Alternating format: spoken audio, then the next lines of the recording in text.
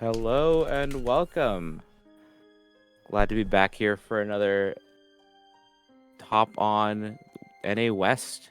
Here we have a pretty big, reasonably sized bracket here. I think it's 20 something people today, and we have a lot of people from PNW, West Coast all over, and even a little further beyond here to cover this bracket today.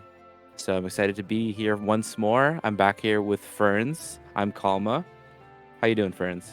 I'm doing great. This should be a really exciting one. We've got, a bit of a bigger bracket here tonight. Yeah. Yeah, should have quite a few good matches coming at you here. Mm-hmm. Looks like we'll be getting queued up for our first one here in just a minute. This should be Keta versus Diddley playing. Keta, kind of one of our longtime regulars, PNW's biggest cat believer. We'll be fighting against Diddley, who I want to say is a little bit newer to the scene. I think might be a Jita player, but I'm not 100% on that.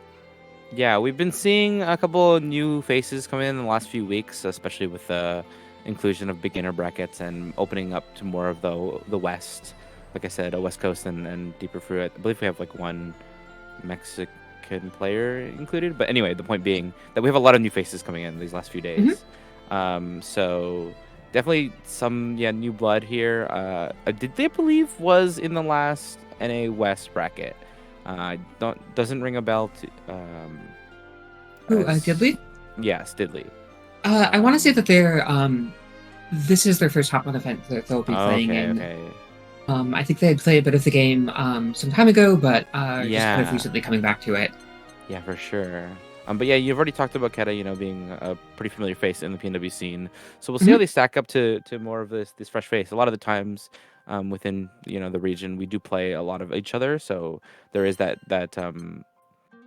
similarity in playstyle, that familiarity between matchups and stuff like that. You do see develop in these brackets, so we see that these people are already further into the layers that they normally are. But today with these two newcomers, we'll see how that works and fleshes out. Yeah, definitely. And, I feel like Keta has just such a, kind of like stable, honest playstyle that I feel like they'll be, pretty well suited to handling, a newcomer of just, they're probably not going to get, like, baited into anything too weird. We'll be curious to see, kind of how Diddley faces it, though. Again, be curious to see like kind of where they're at. Yeah, it's interesting to see how like we fare against people, especially like that, like you were saying earlier, like in a tournament setting. After being so used to playing the same amount of people over and over again, getting put against a fresh face, it's always that like bit of like that unfamiliarity that gets a lot of people. But I think Keta's pretty stable when it comes to that first those first few interactions. So we'll see how this goes. And yeah. So Cat versus Jita, both very kind of standard, honest characters. I feel like a lot of this will come down to just, who can win without like the neutral exchange in mid-screen. I feel like Jita does have like a little bit more opportunity to push the pace with, things like jump-ins, abusing her really strong JU for cross-ups. For sure. Though, I guess Cat with like the most recent update definitely can play a bit more aggressively than she used to with that buff 214L, just being able to throw that one out a lot more safely at neutral. Yeah, I definitely agree. I will expect to see this, for the most part, be pretty grounded, where these two characters, Cat especially, having like really, really strong tools and like corner carry from an anti-air to be able to confirm to a lot of damage. So something we'll be seeing quite a bit of in this matchup, I believe.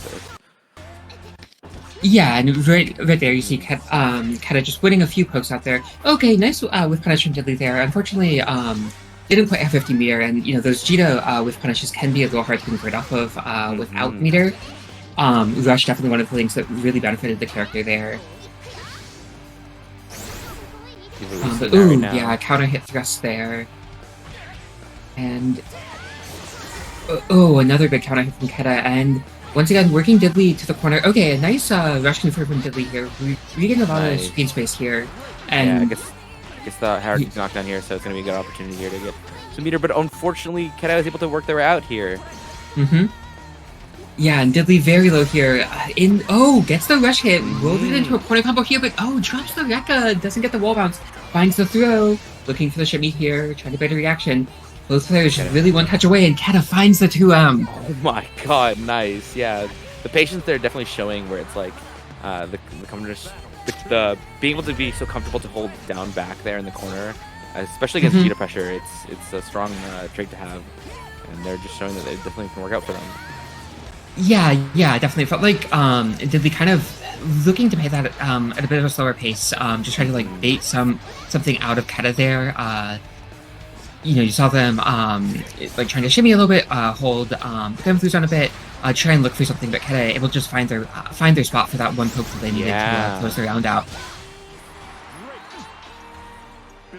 But once Uh, again, oh, it looks like we might have had the stream jump ahead there. I'm assuming that Keta must have taken that round there and is up a game here. yeah, definitely with the round count not updating, it'll be a little bit hard to tell how that went, but Yeah, I'm assuming that Dudley didn't have time to yeah, win 2 rounds in that time. exactly. Oh, and there you see the. Oh wow, Keta finds the jump in there. Nice. Gets the conversion off of that. Gonna pick up into a corner combo here. Won't quite kill, but next interaction should be able to take it if their cooldowns are up in time.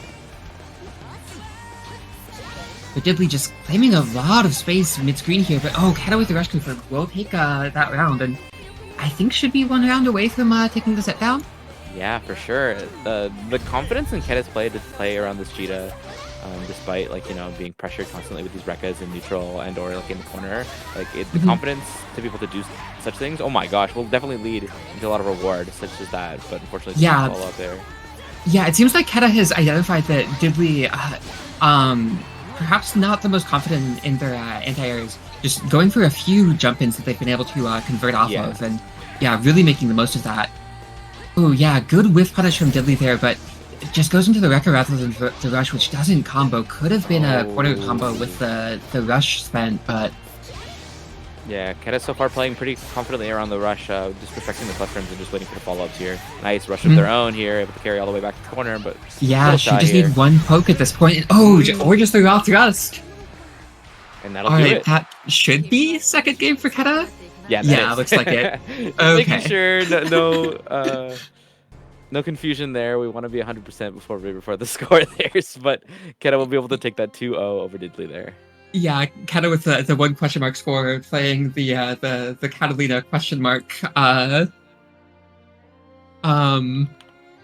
Discord stickers that they love so much. But yeah, great showing from Keta so far. Just like I said, the confidence and the consistency to just be able to like know when to strike and work around unfamiliar players, just like Diddley, and then able to persevere there pretty well. But looks like we can move Definitely. on. Yeah, and some good moments from Diddley there. They're able to find quite a few really strong whiff punishes, and I feel like a lot of cat buttons can be quite difficult to put that on too. Unfortunately, just not quite able to find like the rush conversions off of them all the time to actually like lead into something big, which really is kind of where Jita makes her bread and butter. For sure, yeah. But it looks like for our next match here, we're having Kurisu and Lushi hop onto the cab here. These two, I don't believe, have any recent history, but I know that Kurisu is a bit of a more familiar name that we've seen lately, especially in these Western brackets come up. So, and I believe as well in the crew battle that we had a while back against, I believe that was SoCal. Yeah, Kurisu played in the SoCal crew battle. I want to say got knocked out in a Shoto mirror. I forget who it was against. They've also played in our most recent beginner bracket. Yeah. And yeah, versus Lushi, a really strong Seattle Beelzebub player. I feel like, back in like fall of 2022 when the scene was kind of like really exploding, Lushi was kind of one of like the big end bosses in the scene. Wound up taking a few months off from the game. And I feel like in that time, people here just grinding so hard, kind of, passed him by a little bit. Still certainly a strong player in his own regard, but, I feel like, now has a lot more competition than he used to. Yeah. But just to take a look at the other side of the bracket while we do wait for this, our players to hop on cab, I believe we just had Tafcat 2-1 over Akai, V2 over Beepist of Boops, Icarus 2-1 over Yoshi, and Bingo 2-0 over Ochi on block. So that is the winner side. I know we're going to keep a lot of winners on stream today. So it'll be probably just going into top 8 here before we start moving down to losers matches. We'll catch those and we'll try to fill you in there as soon as we can about the bracket matches. Yeah. And of those, it looks like Bochi and Bingo, Gemma-Chris, and V and Bupius were all in are like unseeded round 1. Tafcat and Akai a little bit deeper into the bracket in round 2. But oh, it looks like we got Lucy into the room here, so should be getting going here in just a second. Yeah, but in terms of these two, like we said, we've talked about how Lucy's been a really starred player in terms of inside and outside of this game, and Karisu being a fresher face in terms of that, but has been on the come up. Definitely has been playing this game quite a bit. Seeing them, in the NAPC Discord and other places, looking for games and grinding. So hopefully this turns out to be a pretty exciting match. Grand versus Beelzebub is not one that we do see too often. So in terms of the two, I'm not sure what Grand specifically will be able to expect in terms of dealing with Beelzebub, but Beelzebub being the pacemaker that he is in this game, we'll be able to show I'd say, at least from what I believe, a bit of a dominance in the matchup, at least at the beginning. We'll see how Karisu can adapt to that, because in terms of Beelzebubs, I don't believe we have too many floating around as much as we did before. Yeah, I mean, certainly not in the PNW scene. I'm a little bit curious in the SoCal scene. Karisu, or even, I know that there's some cross-pollination in the California scene in general. I know that NorCal isn't quite as active in the game as SoCal is, but certainly possible that Karisu could have some experience with the character in his local scene there. I don't think we saw any Beelzebubs in that PNW versus SoCal crew battle. No, though. Unfortunately not. I don't believe so. So this will be a fresh new interaction for Karisu, and we'll see how he can put up against Lucy himself. Yeah, let's see if there's just letting the intros run. First match of the night, you gotta let your hands warm up a little bit, take all the time you need, a little deep breath. Here we go. Absolutely. Oh wow, Lucy just wasting no time, immediately going for the dive kick in, and blocks out the DP, and but that fireball doesn't quite connect. Nice, the DP there to get out the pressure here. We're gonna definitely be seeing a lot of dive kicks and seeing how Karisu can deal with them. Obviously, a really common answer is to just try to deal with it with the DP, but we'll see as the matchup develops if there can be some counterplay on both sides. Yeah, and thinking counterplay, you see a little exchange there where, Lucy just goes for that immediate 5U to cross up with the teleport. Gets the hit on Karisu, and then just right after that goes for a second one. Karisu is prepared that time, does get the mash on it since, Beelzebub is definitely minus after that one. But, just like that, Lucy finds the counter overhead. This is going to lead into a lot. Not going to have meter to spend for SBA here, but nice knockdown here with the DP going out. And still in the corner, so gets the hold ground once more. Karisu just stuck here, back against the wall. Really rough opportunity, and the DP, no! Yeah, doesn't get the continuation off the rush. Alright, the offensive OD here. Oh no! Flashes the rush there, and unfortunately the 2 doesn't work out. And, just gets clipped by the fireballs. Yeah, that'll do it. Lucy able to take that first game pretty convincingly. A lot of the pressure and the way that Lucy can structure it against Grand, or just against the characters in general, is pretty strong. So having to find the cracks in the offense is going to be a challenge for Karisu. We'll see if they can do it. Oh wow, yeah, jumps the fireball immediately, but crosses up with the 5U and gets pushed by Karisu, able to get out again with the teleport. Lucy really just making the most of that. Karisu not doing much to keep Lucy honest with that yet so far. But okay, we'll DP the jump in and buy some space. Nice. Let's reset back. Okay, yeah, finds another DP, yeah. Just... Oh wow, that rush doesn't combo off of the 2L, it looks like, and Lucy able to use that gap to get into OD. Alright, spends the EX dive kick just to get out of the corner. Alright, just looking for a spot for Greasy to start pressure here. Uses the rush, the meter does respect plus frames, but unfortunately... Oh no, the counter hit! Oh no! Yeah, oh, whiffs the throw, and now Lucy with the back throw. And still has a little bit of OD, but okay, Kurisu gets the hit to knock Lucy out of it, but that kick was not spaced out. Alright, Lucy on set point here. We'll see what Kurisu can do to change the tide right now. Yeah, I feel like that last round was a lot more solid from Kurisu getting a few good DP anti-airs on Lucy's jump-ins, but there, yeah, you see Lucy stalling out with a dive kick, just changing up that time to try and bait out a DP with Kurisu. But yeah, Lucy just so confident with these teleport ins.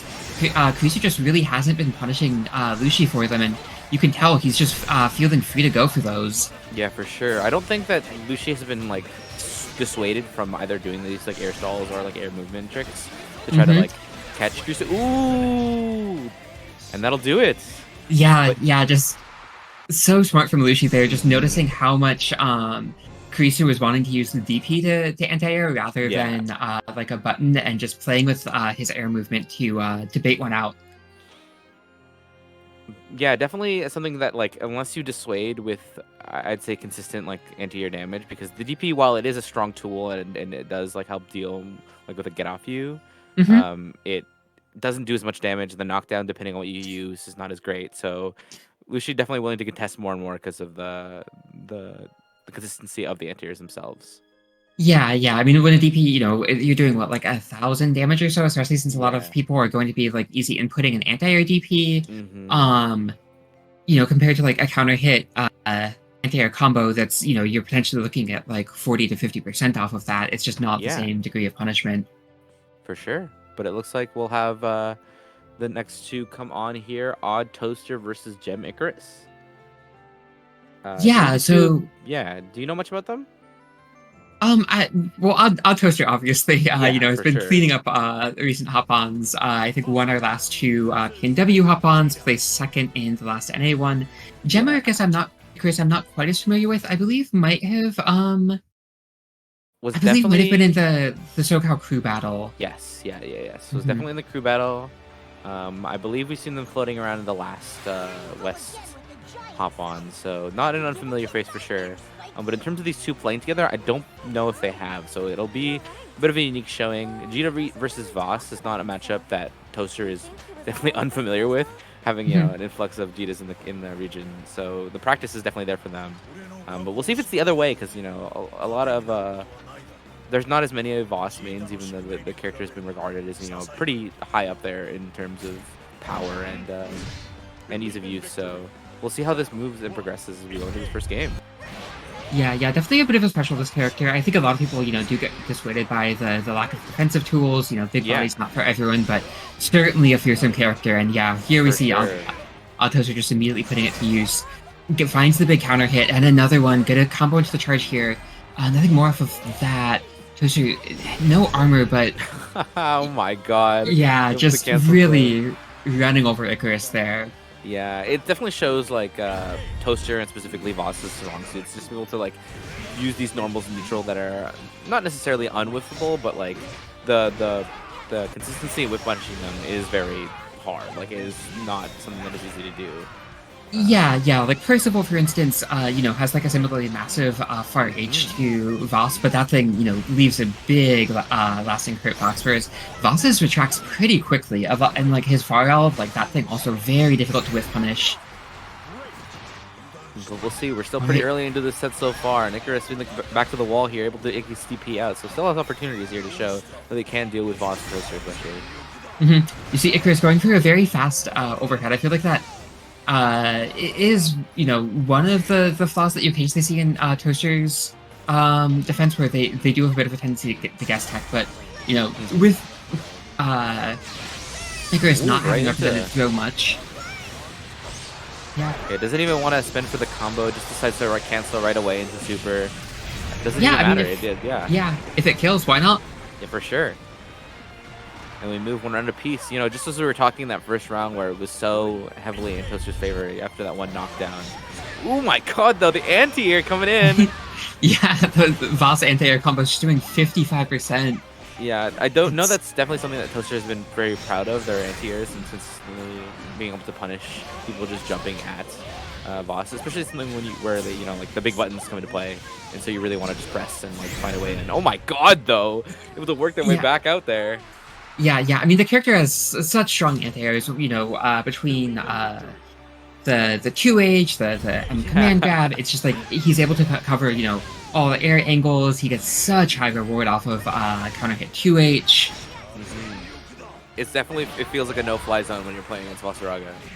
Absolutely, yeah. I mean, jumping can be strong as like a specific call out against a far H, but it's very much a read, and you really get punished if you get that one wrong. Yeah, for sure. Oh, nice catch here. Not getting the combo, unfortunately. Just a little shy, but the rush comes back. In right in the stands, in the walk, too. Oh, my God.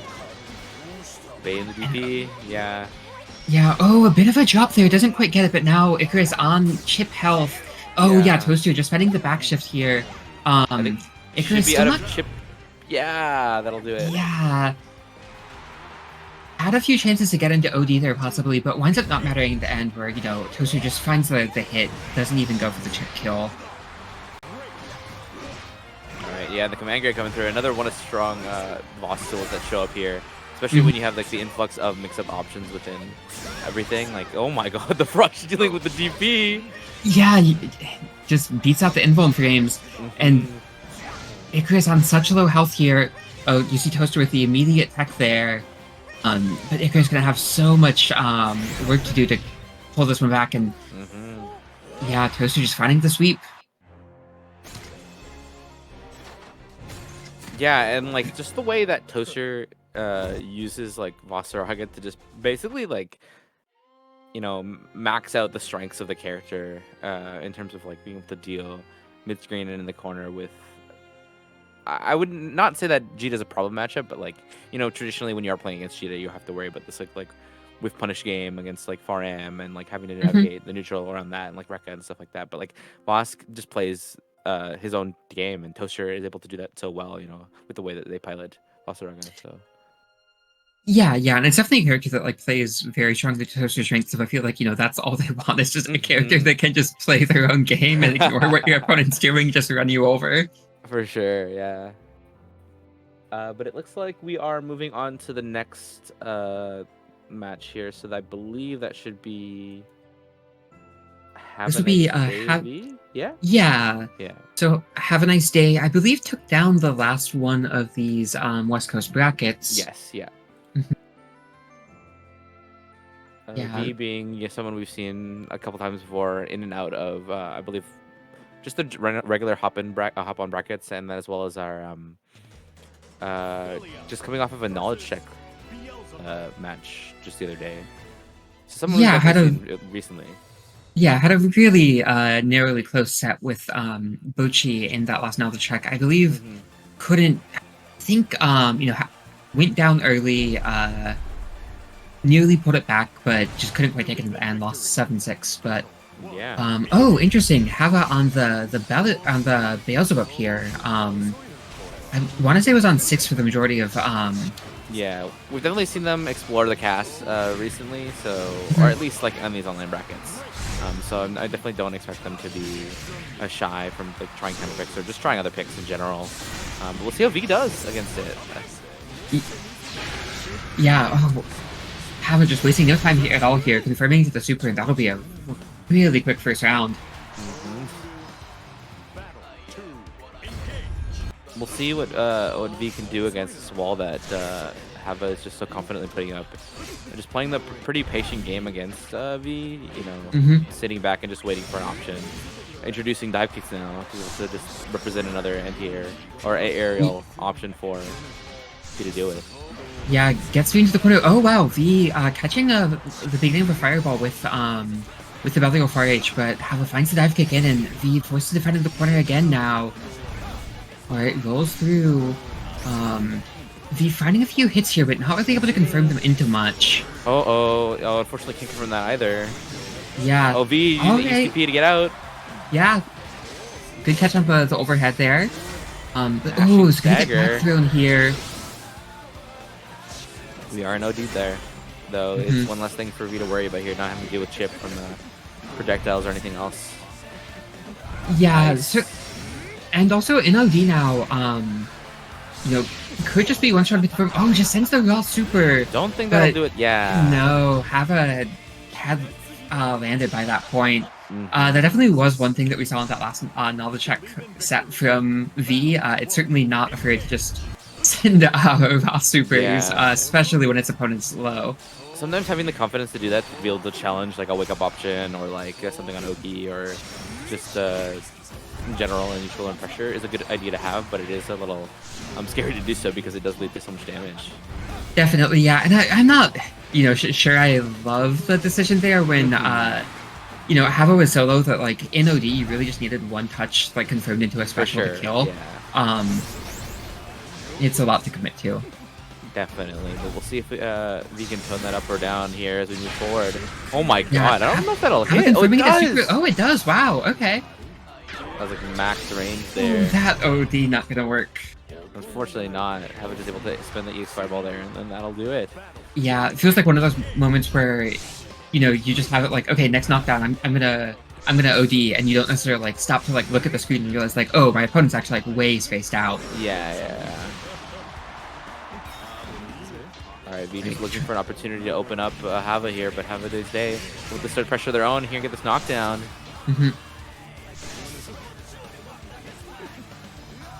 Yeah, you see Hava really just going through a lot of jumps in neutral here. Seems to just be fishing out for V's reactions, seeing you know, if it can bite just like some sort of reaction to the dive kick.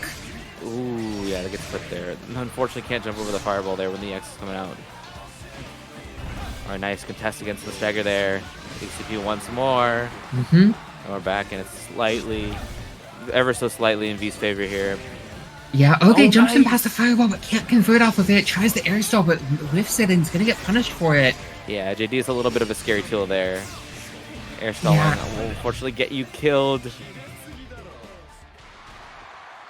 And that'll do it. And again, that roll getting caught, the recovery of it getting caught by the second wave of the Beelzebub fireballs there.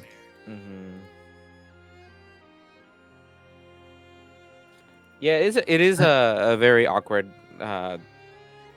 matchup in terms of the two, especially if you are not as familiar, because like I said earlier, like the amount of Beelzebub presence that is in the game, or just like in the region specifically, is a little bit lacking compared to other characters like Jita, you know, like the top. So being able to like learn and practice against specific situations, especially in neutral, do like amount to a lot of scenarios where you end up just getting put against the wall and you can't deal. Yeah, and Beelzebub definitely a bit of a stranger character in neutral, where you know, with that like slow walk speed, winds up playing neutral a bit differently than a lot of characters, where, you know, he kind of either wants to like sit back and harass you with fireballs, or just like suddenly, you know, go in all of a sudden with either like a you know, often like a dive kick, occasionally a teleport if he thinks he can kind of get away with it. But definitely a bit of a different pace to the game than you know, a lot of the more traditional characters. Yeah, for sure. But it looks like in terms of our next match here, I believe we should be moving down to the lower side of the bracket here. Just want to make sure and see if the scores are all right, if you want to talk about some of the ones that have already been reported. Yeah, let's see. So we have Tool taking it 2-0 over Bingo Turbo EX, AD 2-1 over Tickle.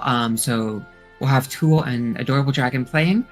Let's see, we saw Odd Toaster and Gemmacrius play. Taters and Keta are still set to play. The winner of that will play Odd Toaster. That will likely be on stream.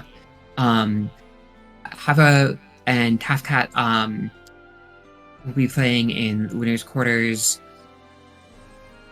Looks like Kraken, Atkins, and Muddy, that match got held up. But the winner of that will play Rurik, who will, the winner of the Rurik and either Kraken or Muddy match will go and play Lucy.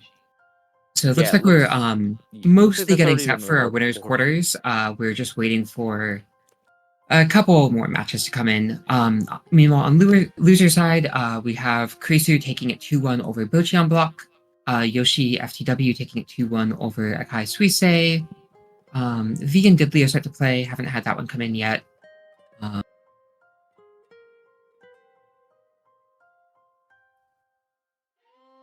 Yeah, it looks like we've already had some of our bracket shift up a little bit here. Some of them slipped through the cracks there. So just getting reported, Kraken Atkins, yeah, 2 over Muddy. So that was a stream match that unfortunately will have to be moved up to another. And then just coming in is Taters 2-1 over Keta here. So that will mean that Taters, they will play Toaster later on in the bracket. All right. Yeah, and it looks like we might have had Adorable Dragon. Oh, wow. Adorable Dragon taking it 2-1 over Gardening Tool. Big upset there where, you know, AD, it's been on, definitely been on a bit of a grind lately. Just recently took down the WSD beginner and intermediate bracket. But, you know, Tool, I think, was pretty much the clear favorite coming into this bracket. So seeing him upset by Adorable Dragon in winner's quarter is certainly a shocker. No, yeah, that's definitely something that I know Tool has been taking a break just because I believe, I could be wrong here, but could be going to Combo Breaker soon. So it's just like that little point of the lull where we find, like, you know, people are trying to take a break and re-energize themselves going into bigger brackets. So you do find that, like, they're working around that, and then people like AD who have, like, come in and shown such a strong showing as of recent, be able to take wins there. Yeah, let's see. Just checking our bracket here. Sorry, it's been a little bit of a wild one. Alright, so I think we'll have, Rurik and Kraken playing, and I think Toaster is on Cab here. Should be facing off against Haters, who's just hopping into the room now. Okay, awesome, good. Yeah, just fresh off of the Keta win here. Taters definitely, like, a very strong player in their own right here. In terms of these two playing, I can't actually recall a recent win or a recent play of either of them. Do you happen to know anything about these two in recent memory? Yeah, I'm not sure if I can think of any sets between them recently. It certainly wouldn't surprise me if they've run into each other at bracket at some point. I want to say there was a hop-on 2 hop-on PNWs ago that Toaster won. I know Taters had a deep run into it. It wouldn't surprise me if they met in that one. But yeah, I'm not certain.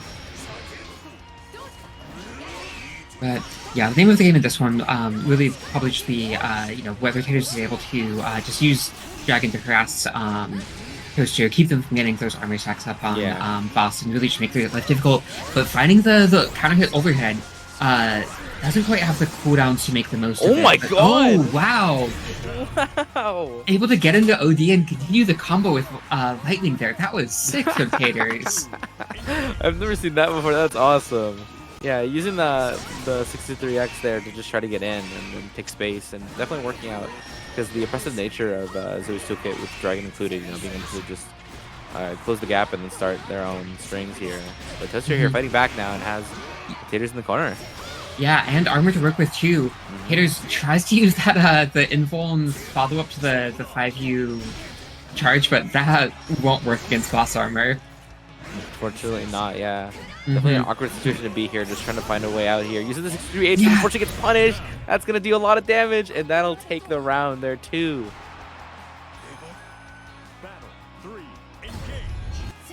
Yeah, certainly one of the, okay, Taters just charging up a decent amount of Dragon Meter around start here.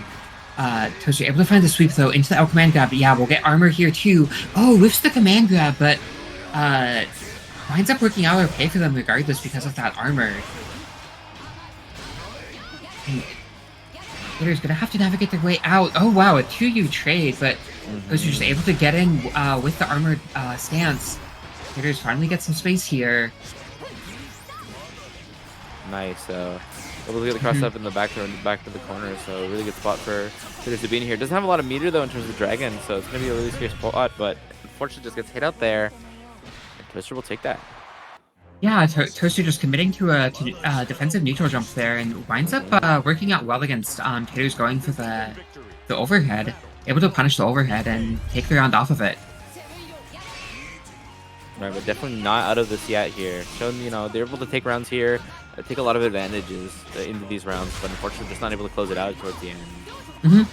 And it's also interesting seeing Taters just spend the H-Dragon like mid-screen just to get space. I feel like that's a thing that they're not usually much of a fan of. I think they generally tend to mostly like H-Dragon like purely as Oki in the corner only. But definitely seems like against Voss, they just feel pressured to you know, aggressively spend resources to take that screen space.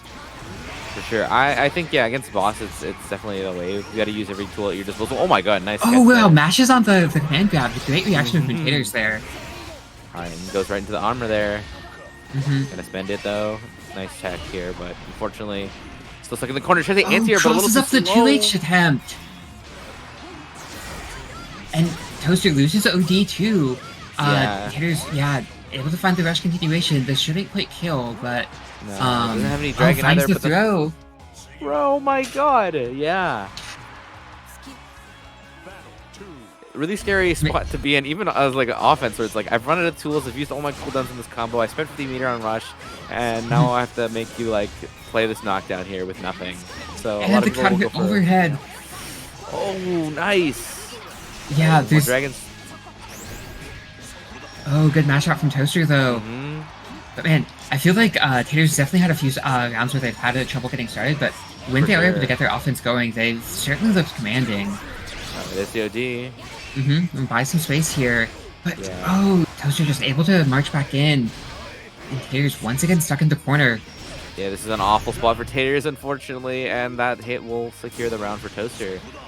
Alright, one round apiece here, but Toaster with the game lead, putting them on match point here. Let's see what they can do to help solidify this lead, or if Taters can come back. Nice combo to start here, though. Yeah, that H-Dragon mid-screen again, just doing good work for them. Hey, making a lot of mileage out of that. Unfortunately, leaving them with a little bit less meter than they like when they do get into situations, so they can't use them as much. But right now in the corner, back against the wall, doesn't really matter too much. Yeah. And now Taters out of Dragon Meter too, won't be able to use that to create space anymore. Gonna be stuck, I'm guessing here. Toaster, no armor to work with either, but finds the throw. Yeah, especially when you are at that last hit where that throw will do it. It is very scary to try to deal with all these influx of options that Voss has, like I said earlier. But, you know, Toaster is, especially with like that lead there, just able to confirm their spitting in chat. Just remove Ostraga from Strive. But Daisuke. Great stuff from both players, but Toaster will move on. Yeah, so let's see. It looks like Toaster will move on to face Adorable Dragon in the beginning of top 8. But meanwhile, we'll be hopping down into another winners quarters match here. We'll have Tafcat playing Have a Nice Day. Yeah, in terms of the playing, I don't know if these two have played before, but like we said talked before, these two are two insanely strong players. So I'd like to see how this matchup plays out. Hopefully it'll be more of that Bubs versus this Able, a matchup that we don't see as often. But we did see last week, I believe, just coming off that knowledge check. So while it's still fresh in our minds, we'll see how Tafcat can adapt to a different kind of Beelzebub today. Yeah, I want to say Tafcat played against Taters in that knowledge check, but definitely has a lot of experience against I'm definitely thinking of something else. Yeah, that was something else there. Don't worry about that. Yeah, but it does have you know, a decent amount of experience with the character. I want to say actually might have played Bubs its first time with the game, like, you know, kind of on release. Yeah, I know they are talking about picking up a secondary character and this potentially being one of them. So we'll see if that plays into today with the familiarity of the character and playing as it and against it. Oh, able to DP the jump in, and now going to be able to get this Able corner pressure going. Gets the plus rooms enough to dive kick, but Beelzebub got a dive kick of his own.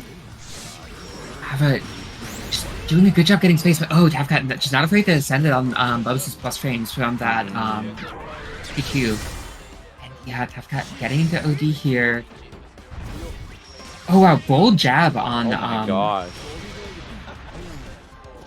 on Hava, like when he was plus from that Yeah. dive kick, but Hava was going for a shimmy regardless, and that 2L works out. But just goes straight into the SSBA. I want to say that that was one hit of auto combo ports. This will be scaled a little bit. I'm not sure if this will kill. No, Yeah, just not shy, quite. unfortunately. I'm not sure if the scaling of that auto combo without having a kill there. Maybe so. But, Oh my god. finds the air-to-air regardless. That'll definitely do it there. Yeah, in terms of like dealing with flights and any of the follow-ups that Tafka can put out, doing the actual air-to-air is a really strong option that doesn't present as much because you can always get caught, but it just doesn't work your way. So it is a scary option, but it does lead to a lot of really interesting. Yeah, I mean, I feel like it varies a bit from sure. one able to another, like how much they're like going for flight. And Tafka certainly like going for it more than like basically any other able. I think it's one of the things that she said she just really enjoys about the character. Yeah. But as a result of it, she does go for like a lot of these. My god! Wow, Nice! the defensive spot dodge on the OD. Yeah, and that'll be Hava taking a first game. Definitely having a number there on this the offensive option there that Tafka that it put out. But hopefully moving forward here, we'll see a little bit of an adjustment on either side to see. You can see more of these. Oh my god, spot dodging the fireball there, but unfortunately doesn't lead to too much there. But yeah, moving forward we'll see if we can see a little bit of adjustment either way. Nice catch big here. Counter hit here. And just like that, Tafka down to about 30%. Finds the DP out. Okay, that'll buy some space. Club's able to backshift back. Oh my god! Means not able to punish the lift throw. Just shy there from finishing that combo. Yeah, and Tafka very low now. Oh, gets still a big likely though. Spinning everything here. Oh my god. And yeah, the one needle will do it there. Yeah, Avatar Brother player is certainly accustomed to playing on 1 HP, but it's tough making back that much of a For sure, yeah. It's a little scary to just spend so much resource there to just try to secure a little bit of an offensive advantage or a knockdown or anything of the sort, but Tafka able to work around that, but Hava just being able to spend the same amount and just working out for them. Yeah, it's been interesting to seeing how willing Hava is to go for that the back shift, despite also having a slower one. And certainly was doing good work for him in that match. Oh, finds a couple hits in the corner, but doesn't get off conversion off of it. Tafka rolls through the side switch. Yeah, takes advantage of the knockdown there and puts Hava back in the corner. Nice slight dive there, respecting the plus frames and a dive back. Yeah, and really nice call on that flight from Tafka there, going for it as Hava was descending on hit. Oh, and the run-up command grab! Oh my god. That'll work. But yeah, we saw a nice adjustment from Tafka there. Hava had been really active on air-to-airing those flights. So Tafka goes for one when Hava's descending from his jump so that he won't be able to air-to-air it. Good spot though. Oh my god, that really far UOH here.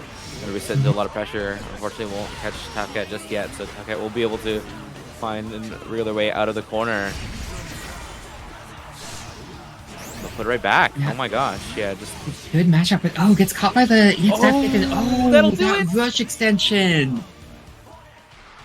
The perfect, the perfect setup into that confirm there. And that will do it for Have a Nice Day to take that 2-0 over Tafka. Yeah, Hava pulling a win out of such a spaced hit there. Yeah, it's definitely seems like something where it's like you do have to like play. I don't want to say disrespectfully, but like you have to play aggressive against the aggression that Abel does show, especially mid screen where it's like you're doing all these shenanigans to try to secure a hit. So Have a Nice Day doing a really good job matching and meeting the tempo and being able to work around that, and then securing these big hits. Yeah, like one of the things I was mentioning there, I got a little bit cut off by the kind of events of the match, but like Tafka as a player really likes going for kind of like greedy, disrespectful flies a lot of the time, and you'll see like a lot of times strong players will just aggressively go for those air-to-airs to try and keep her honest on them. And I feel like Hava was doing a really solid job of that in that set.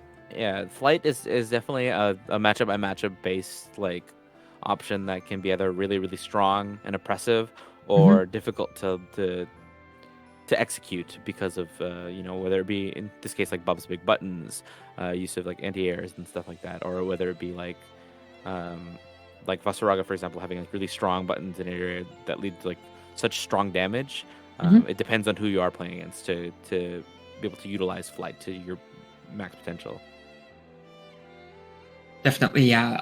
But moving on to our next one now, looks like we'll be getting Rurik versus Lucy here. Rurik took that last set 2-1 over Kraken Atkins. So this will be a bit of an interesting one. I feel like this is kind of like the new guard versus the old guard of the Seattle scene. Lucy, we mentioned, used to be kind of the end boss, took some time off from the game, and is now kind of just like getting his feet back in it. Rurik, on the other hand, like long time, really successful uni player, kind of really only come over full time to this game in the last 4 or 5 months or so. But has just like absolutely been grinding it and putting up some solid results. Top 8 Slashback, top 24 Frosties. Very quickly become one of Seattle's scariest players.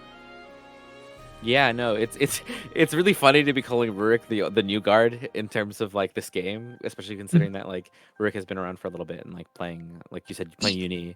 But yeah, I mean, I feel like it's one of those things where like he's been playing the game for a long time. Like, he dabbled in it a little bit like last summer, last fall, but he wasn't putting like serious investment into it. Like I remember, back at like Locust in, even like October, November, he clearly had like very good fundamentals, but like, for the longest time, he just like would not spend meter. He'd like end every single round 100 meter. And I remember like one day at Locust, like he finally confirms into a super and just like 10 people all pop off. He's like, oh, David finally spent meter.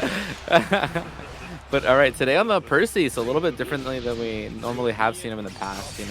Now trying to do the dual main in terms of the Percy and Belial. So we'll see how this plays out against the Bub specifically, but we should have a strong start regardless of character. Yeah. I mean, it is a bit of an unofficial holiday here. Rurik here has been doing a bit of blazing it, so who better do that with than the Lord of Flames himself? For sure. Rurik definitely being one man of the Flames himself, yeah. Oh, finds the big confirm into that stock 2 and 4H and gets an overhead. Interesting, just to go for a jump crossover with a plus range, but oh wow, Lucy just sends out a raw super, but that's not going to work out. The spacing though helps it out and unable to punish, but this confirm will definitely do it here. Rurik able to confirm that light into this 2 and 4X here to seal the deal. Yeah, I'm a little curious what that super was from Lucy there. If he was like expecting Rurik to commit to something, or oh, okay, nice DP on the overhead attempt from Rurik there. Yeah, definitely could have been like a DP match or something in disguise, but unfortunately, that will come out. But right now on this round here, Rurik with a pretty big life deficit, able to work their way to the corner and then just come right back. Oh my god! Yeah, Lucy with a big counter hit anti-air though. There'll be some good corner carry. Oh, finds the dive kick in, and we see that same combo that Hammer ran earlier, and damn, Lucy getting it back with the perfect.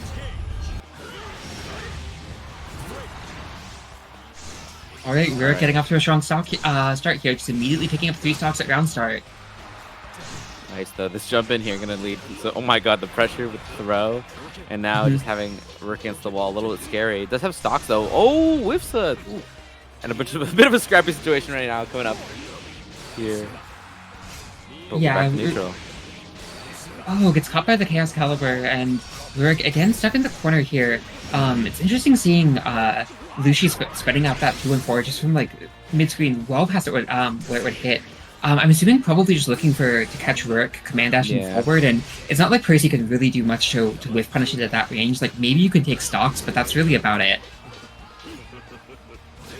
Yeah, but now with no stocks, this pressure is going to be a little bit scarier, or not as scary, sorry. We're waiting to see if Rurik maybe can sneak in one during a knockdown, or can sneak in one during pressure of some sort. But right now, Lucy with a little bit of that life advantage, and still with a little bit of OD left, can find ways to chip out. Yeah, but Rurik finds the hit. Lucy loses OD, and Rurik with 100 meter to work with. Will Rurik be able to get into ODs? Chip's certainly going to be an issue, but Lucy checks the dash in with a jab. And a bit of the scrappy third round to that one, but Lucy coming out on top there. All right, whoa, the roundster, they're able to just roll right through it. With Lucy right a little bit closer, but unfortunately after that hit, they're gonna reset it back. Yeah, strong read against that Percy roundstart far H. Fortunately, not really able to get much of a punish off of it, but Nice, doing the Lord Strike there. Oh my god, just kicking right out of the corner. But unfortunately, Lucy with the corner advantage now. Okay, able to go into throw off the plus frames, but oh, Rurik finds the mash. Yeah, and finds the Lord Strike there and once more. Yeah, Rurik with one side to work with. Lucy low enough that could be all he needs. Oh my god! Just goes for the run-up command grab, but the OD wins out. And now Lucy in threat of getting chipped out here. Nobody to work with, can't get into OD, but Rurik just gonna DP through. Nice. And that'll put Rurik on game point here to move on one round apiece, but unfortunately right now Lucy will do everything they can to stop that. Yeah, cheeky round start all stock from Rurik there. Yeah, I think that's something that Rurik has talked about in the past a lot, where it's like Percy without stocks is definitely a quote-unquote weaker character, so having to like find opportunities to sneak them in or give up your Oki to do stocks is something that you'll be seeing Rurik do quite a bit. Finding new and creative ways to do so. Oh my god, the confirm! Oh, what a conversion there!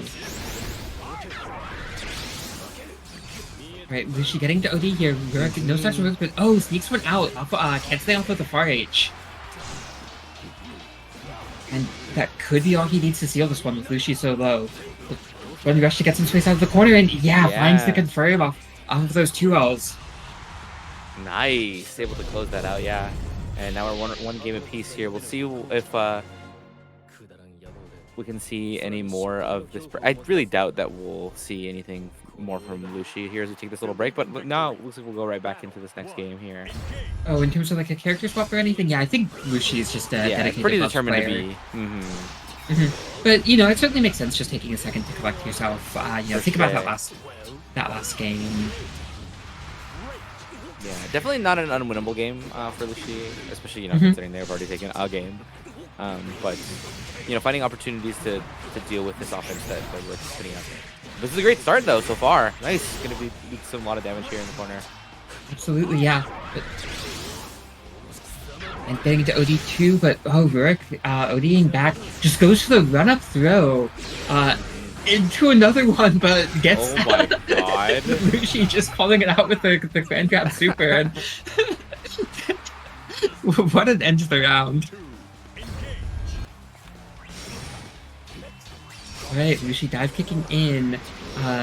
Buys more plus frames. Oh, Rurik commits the OD, or commits the DP, but Lucy just blocks it out. And finds the counter hit overhead. Oh my god. Has a couple of things on cooldown to this. The routing of this combo might be a little bit, not able to quite get it, but will have the cooldowns this time and confirming it a super. Nice. Yeah, what a round from Lucy there.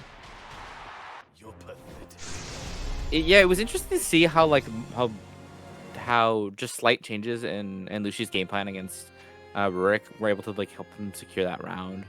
And once you are in the corner, it doesn't really matter what kind of character you're playing. Being able to deal with Bubba's pressure and as pressure as it is, it's challenging to say the least. Yeah, absolutely. Lucy really looking comfortable there, just pressing the aggression in that last round. For sure. All right, looks like we'll be moving into our top 8 in just a minute here. We'll have Adorable Dragon versus Odd Toaster as our first match of that, but I think we might be taking a quick break before then. So yeah, don't go anywhere. We should be back in just a couple minutes. And again, thanks so much to everyone for joining us. We should be back shortly.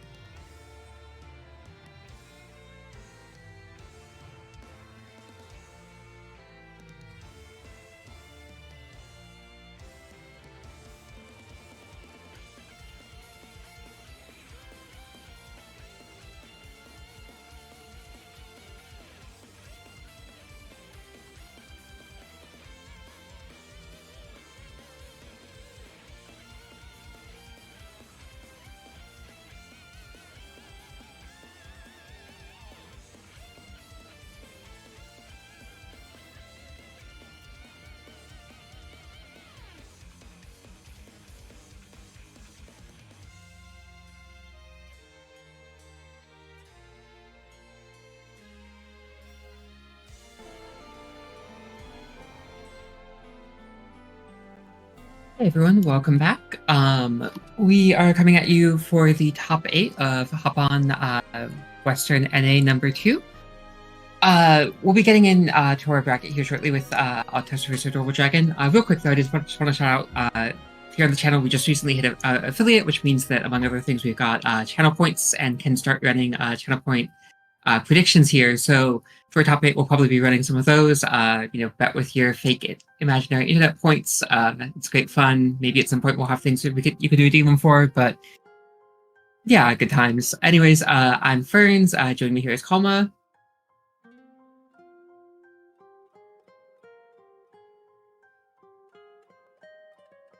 All right, looks like Kalma might be coming back here in just a second. Maybe I'm like, hi, sorry, I was just so busy betting all my points away on Adorable Dragon that I was late to start. Well, yeah. I'm glad to be back though. Yeah, Adorable Dragon, kind of the people's champion here. Just took down the WAC beginner intermediate bracket. Toaster, I think, won it like 2 iterations ago. So I believe so. Yeah. Yeah. I see you in the chat, Toaster. Don't worry about you. Not biased, by the way. Not biased. But yeah, looks like people have spoken that Adorable Dragon's the clear favorite here. So we'll see how this one plays out. Believe in victory. Battle 1. Engage. In terms of Lance versus Voss, is there much that you are like familiar with the matchup? I know we've seen it a little bit. You know, Goon being the local Lance player that we do see quite often here. Yeah, I mean, I think like one of the things that I feel like we got kind of our 3 local Lance players, K-Pow, Goon, and AD. I feel like AD is kind of like the most junior of them. Certainly he's been growing up strong lately. But I feel like one of the things that like he's been getting a lot of feedback on lately is just like reducing his overall risk profile, relying on like Turb on defense less, trying to play. Yeah, absolutely. Trying to play a bit more honest neutral just to make kind of sort of some of the gimmicky options from Lance more threatening. But yeah, we'll have to see how he does in this match. Certainly after a strong start here, but that 2U space have to be punishable. Okay, backshifts out. Goes into the low here and catches Toaster. Toaster stuck in the corner, no armor, not where Voss wants to be. Yeah, sneaks here. Yeah, Toaster able to sneak some armor there as AD resets back for a fireball. Good spot here. Still has it even after the knockdown. The one thing to keep in mind here as we move forward, but right now just getting able to use it on using the Turb there to reset, and this should... No, unfortunately not. Yeah, bit of a strange crossover there, but AD gets into OD and should just need to make Toaster block anything. And, oh my god. Yeah, Toaster committing to the stance U, and that'll certainly be punishable at 80. A little bit of a scramble there at the end as we, you see Toaster just outside of the chip protection. So unfortunately, one hit will do it there, no matter what the case is. But then AD, just trying to find that last hit there, using basically every option on the table, and it ends up working up in his favor. But just something to keep in mind moving forward that these scrambles are definitely, I'd say, a little bit more Voss favored than the Lance favored. So try to be careful with that moving forward. Voss definitely. Has the better reward for them, but wow, crosses triggers the armor, but still have to cross through with the command dash, and gets into OD once more. Toaster not with 100 meter of their own quite yet. Spends the rush, won't have access to OD this match likely, but armor's through the slide in, and nice though. Pretty good opportunity for Toaster here to be able to finish this off. Oh my gosh, nice. Yeah, you see AD perhaps just fishing for something there, commits to the full Rekka and gets punished out because of it. Perhaps just getting a little bit desperate in those last moments there, facing down the armored boss. And again, you see, Toaster just so willing to just sneak out armor charges whenever AD is off to just set a fireball in neutral. It's something that AD might have to start noticing and adjusting his play, because if you set a fireball and Voss gets armor, you do not win that exchange. Oh, the counter hit! That's gonna be a lot of damage here, and the corner carry right back in. Oh my god, it's spending for the OD. Toaster just Yeah. Nice. Believe in victory. Battle 1. Engage. Yeah, Toaster a player who's certainly not afraid to commit on defense. I feel like a lot of people, do run the overhead against them pretty often because they have been known to guest tech, but Toaster also a player who it will just pretty boldly mash on you, and it's certainly a way to beat someone who's overzealous on those overheads. Ooh, the counter hit after the chirp there, unfortunately, works out in Toaster's favor here. Yeah, nice. It looks like now Toaster's looking for specific ways to try to deal with these chirps and putting a double dragon in these almost like checkmate situations. Finding the key here to help unlock this matchup for them. Absolutely, yeah. Oh, Toaster just gets another armor charge for free. Yeah, really scary spot to be in right now, especially with all this carry coming in. And the throw coming out first, too, another thing to worry about. Yeah, it feels like AD is just like a little afraid to like stick it and like harass Toaster close, but if you don't do that, you're just gonna get that armor. And oh, there you go. Spot where it does work, but unfortunately a little bit scary, and Toaster's able to come back from it anyways. Okay, Counter gets hit, the counter hit air to air, yeah. Toaster gonna be sent into the corner here. Okay, gets the hit. Oh my goodness! Oh wow, the grabbed that in defensive air! command grab. And Toaster able to just take it with the boss stomps. Yeah, when you're in that like weird scenario after the command throw, it's like you see the EX stop coming, and it's like, oh my god, there's just one more RPS. What I do, and then Toaster just sends it, and then it's over before you can blink. Yeah, really strong rallying from Toaster there. AD had some great rounds there. Just perfecting Toaster for right right at the start of the game. It felt like Toaster really found a way to settle in. Notice some of noticed like a lot of the patterns of like AD's turbulence usage. Noticed some of the spots where like AD was just like really afraid to press in neutral, and really able to capitalize on those gaps there. For sure, and Toaster moves on further into the bracket, I believe, into winners finals there, or sorry, the winners semis. No, that'll be winners finals. Oh yes, thank you. So yeah, looks like we'll be moving down for our next match of winners semis. This will be Have a Nice Day versus Lucy. Have a has a number of characters, but has something the Bales above tonight. So I'm wondering if this means we'll be seeing the Bubs mirror. Maybe so. I definitely don't know how Have a Nice Day deals with the mirror in general, especially with like them being so versatile within their player or their character choices here. So we could definitely see the mirror. We could definitely see something a little bit more like Bub 6, maybe something else too. So I am not. I will not be surprised regardless of the choice here. Yeah, we'll see. I feel like it might just come down to,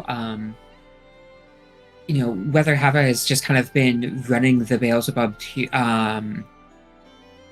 for lack of like us, kind of like, specific matchup read, or if it is something where, they are just like wanting to get some Bubs practice tonight. For sure.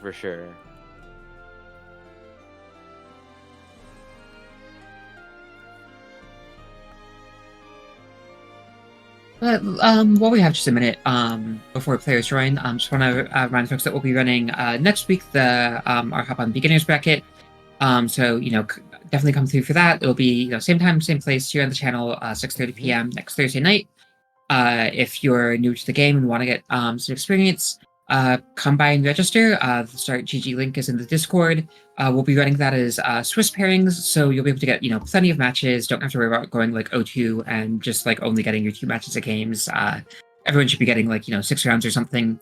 Or if you're a more experienced player, just come by, check out the stream, cheer people on. It should be a great time.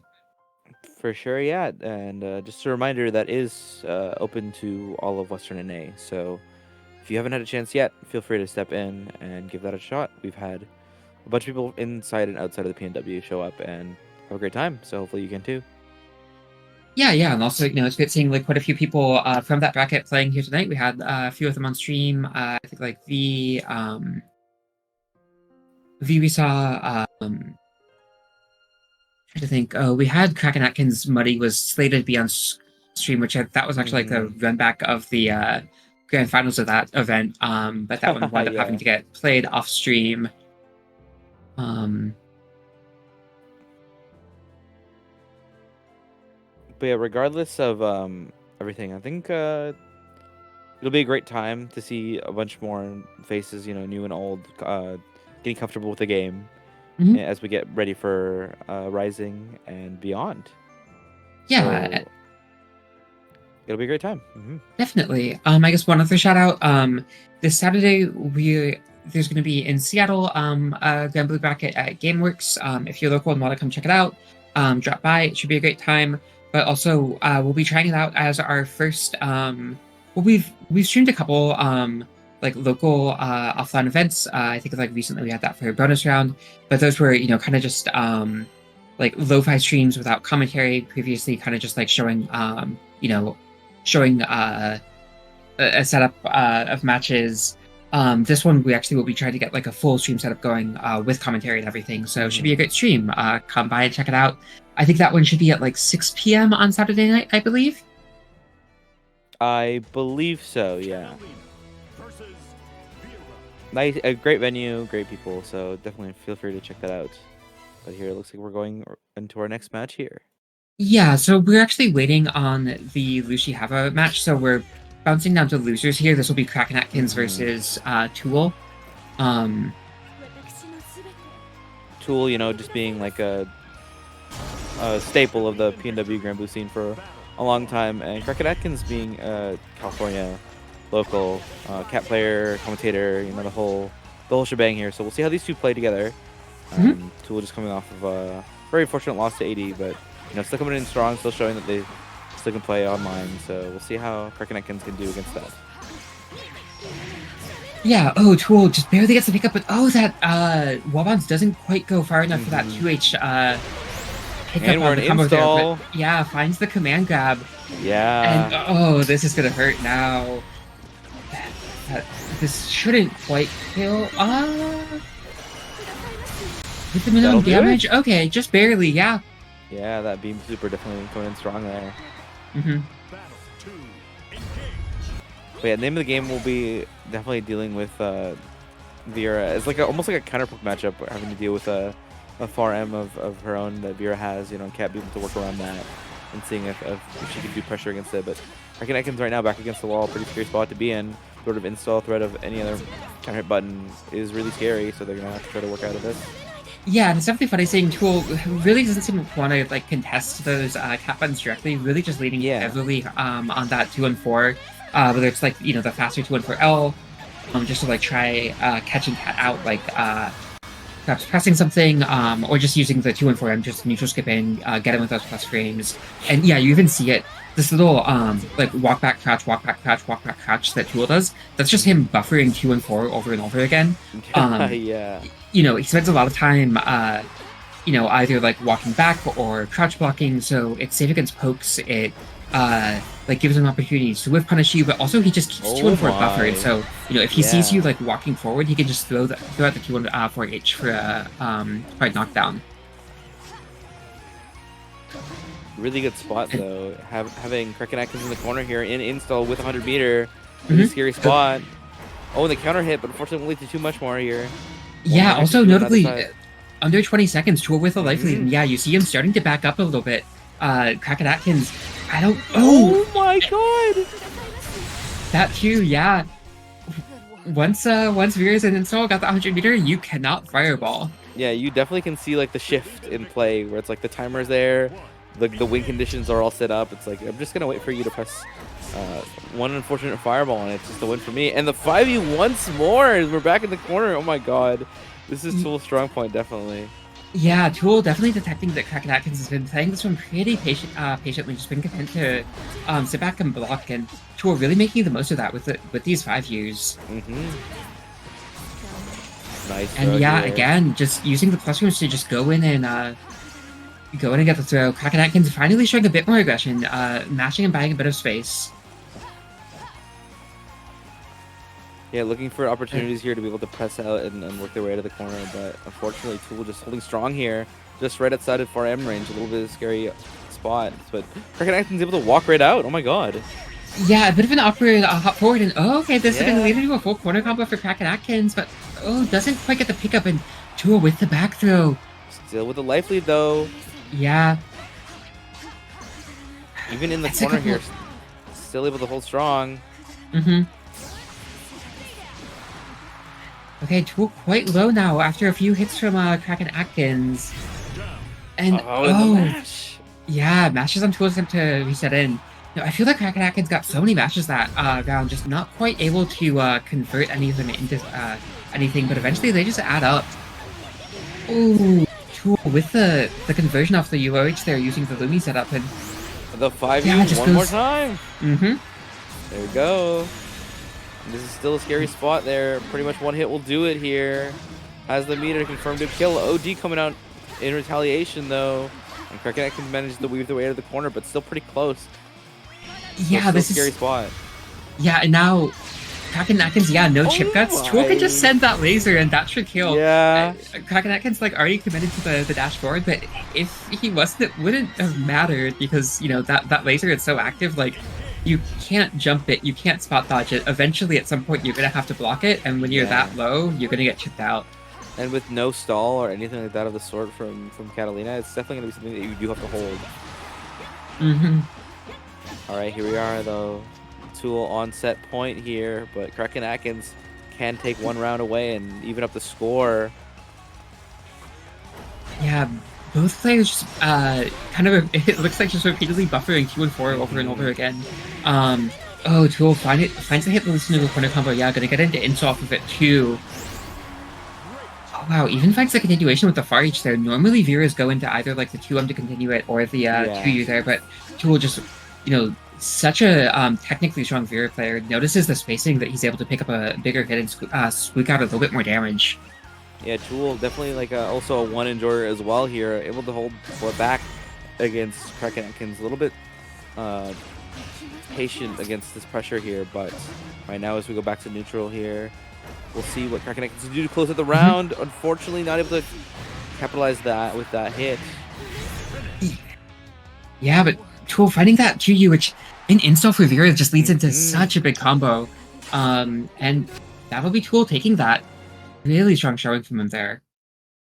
Yeah, there were definitely moments of brilliance from Kraken Atkins, able to find a spots to deal with the pressure that has been shown there by Tool. But whether it be the lack of the confirms or just like the hesitation in some of the hits, it does lead to spots where Tool can either reset into really strong pressure once more, or just go back to neutral and then play the game once, like just one more time, and Tool being such a confident and strong player, more favored to win these interactions in the long run. Yeah, definitely some good interactions from Kraken Atkins there. It felt like he was a little caught off by some of Tool's command grabs early, but once he did start like contesting a bit more and mashing, found some good spots to mash in, just not quite able to get the confirms off of it to convert them into more.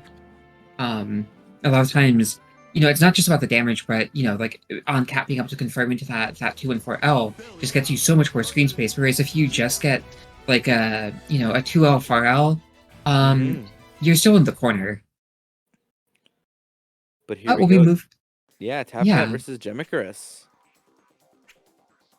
I believe these two did play in the crew battle, I think. I'm actually not too sure, but I know. Yeah, in terms of like experience between the two, like Tapcat definitely, it's the name of the game. Having to play against Jita here, and having to play against Abel, they're two quite different stories. So we'll see how these two do against each other. Yeah, and I want to say that crew battle that a lot of the Zonal crew didn't have as much experience against the Abel. I'm curious to see if they picked up more of it since then. Oh wow, Tapcat sending the Raw Rekka. Will buy some space here and gets the back throw too. Now it's gonna be able to get its own pressure started. Goes for the flight, just kind of immediately lands, just kind of gauging out a reaction from Gemicarus. I know it's one thing that she likes to do early in these sets of just go for a couple flights, see how people respond to things. And really great spot and good patience from Gemma-Chris there to close out that round. You noticed like, Absolutely. at the beginning, that first corner action where Gemma-Chris was like playing really reserved in terms of like dealing with the pressure because, you know, there's, oh my god, just the walkout under the flight. Yeah, really bold call out from Yeah. Gemma-Chris there. But yeah, I definitely think that patience would be the name of the game here. But oh my god, Tafcat here with this big explosive combo here. Yeah, patience next, going to the next round maybe. Definitely gonna stick out here. But yeah, going back to that patience thing one more time, just like being able to know when and when not to press against pressure that Tafcat can put out, or just Abel in general can put out, because you know there's so many things you can do, either spending life or spending your 5U follow up. Oh my god, here we go, one more knockdown here, but the DP out. But oh, Tafcat not afraid to just DP back. Oh, finds the close out hit afterwards too. And Tafcat now works itself down into SSBA range. I wonder if we'll see. Oh, okay. Blocks the DP. Yeah, won't even need to see the SSBA. Tafcat be able to keep Yeah. that ball in the chamber for a future game. Yeah, I definitely like the back and forth that we're seeing between these two players, where it's like explosive opportunities on either side, and then it leads to like these slow moments in mid-screen where they're just like fishing for that one hit that will be able to let them play the game that they want to play. But we'll see moving forward if we can take the lead here on this first interaction and this first main oppressive offense here that we can see moving forward. Oh, nice spot dodge there, but nothing won't do much there. Yeah. When Tafcat air shows the anti-air attempt, wow, just rolls right through a neutral, and somehow nothing comes off of that. Oh yeah, Tafcat noticing the slow match pace of the match, just runs forward for the run-up throw. It's the back throw. Really great call from it to just shift up the pace there and catch Gemma-Chris out, and finds a hit on these rocks now. But oh, with the drop, not able to continue that one. Fortunately, That kicks in though. Yeah, gets to continue pressure. Able to hop right out there off the rocks there, but in a really awkward spot. The OD coming out. Still outside of SSBA range here, so no fear of throw just yet. But oh, can't confirm it though. Yeah, but if you're Gemma-Chris, you're so low. Really in danger of getting chipped out here. Gemma-Chris has 100 meter, but just will they be able to find the spot to get into Yeah. the OD? He's just fishing, looking for a spot, but unfortunately there, the rocks come out, and Tafcat will be able to secure one more round here. It's interesting to see how Gemma-Chris plays from a deficit there, you know, just trying to basically send it against Tafcat here, not having to deal, or not wanting to deal with anything that comes his way, but right now, it's a little bit tough, especially when you're down rounds right now in games, to be doing such things. Yeah, Tafcat gets caught spot dodging there. Gemma-Chris didn't get a lot of space off of this, but oh, Tafcat able to dive it, kick in once more, and Gemma-Chris jumps the like preemptively, gets caught by the laser. Yeah, this will lead into a corner combo here. Decides not to spend all the cooldowns there. Just waiting right here, post knockdown. We're playing patiently. Tafcat decides to jump right out. Yeah, Tafcat's really been doing good this set of noticing the moments where Gemma-Chris is. Oh, Gemma-Chris jumps it! Doesn't have to deal with the throw. Will be able to get the punish, yeah. That's rough, but Gemma-Chris will take that and we'll move forward here. One round apiece Yeah. to see if they can get a game on the board. Great call out from her. Oh, goes for the run under, but Tafcat prepared, just goes to the stomp down. The 5U charge snuck in there. Here we are, looking for a spot, see who bites first. Yeah, Follow up Tafcat spends the life out to continue pressure. Alright, jump out. Unfortunately can't confirm that. Gemma-Chris here getting comboed right back to the corner. Oh, finds the DP though. No, the spot dodge, but gets counter hit. Yeah, bit of a greedy spot touch from Tafcat there. A little scrappy, but And- we're still playing here. Yeah, she's forced back to the corner, and oh, that fireball came from a bit too much of a distance to confirm Oh, it, the but throw! yeah. Really awkward spacing for that Gemma-Chris showed against Tafcat, you know, just playing right outside that far in range, and then Tafcat being a little cautious in where it presses there. Absolutely. Ooh, Gemma-Chris going for the spot dodge on the dive kick there.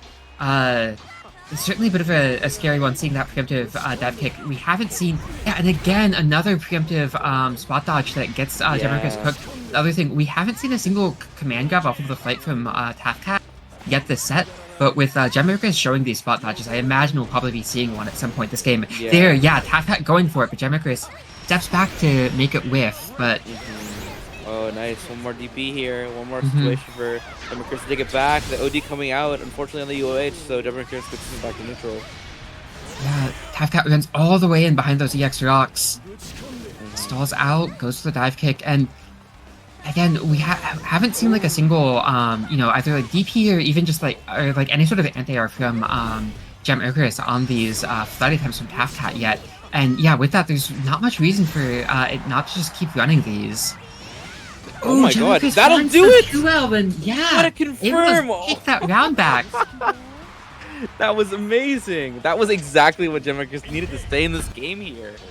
Absolutely. Nice, another counter hit here, another confirm for Demarcus. I feel like Tafcat one in the corner.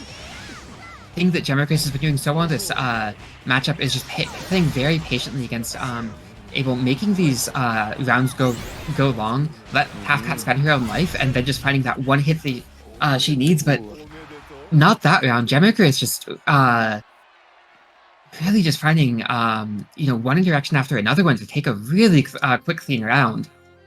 Yeah, it's interesting to see how like Demarcus can play against Tafcat and show like these options that I haven't seen a lot of people at least do in the same way that Demarcus does.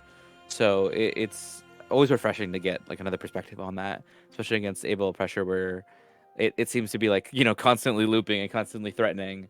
And then even in neutral where it's like all these options being thrown on board. But Demarcus be able to find a way there and secure that set there. Yeah, absolutely. But we'll be getting into our next match here. We'll be bouncing back up to winners semis for Have a Nice Day versus Lucy. Our potential, Bub's mirror that we were talking about earlier. Oh no, Hava moving over to the 6 for this one, not wanting to play the mirror.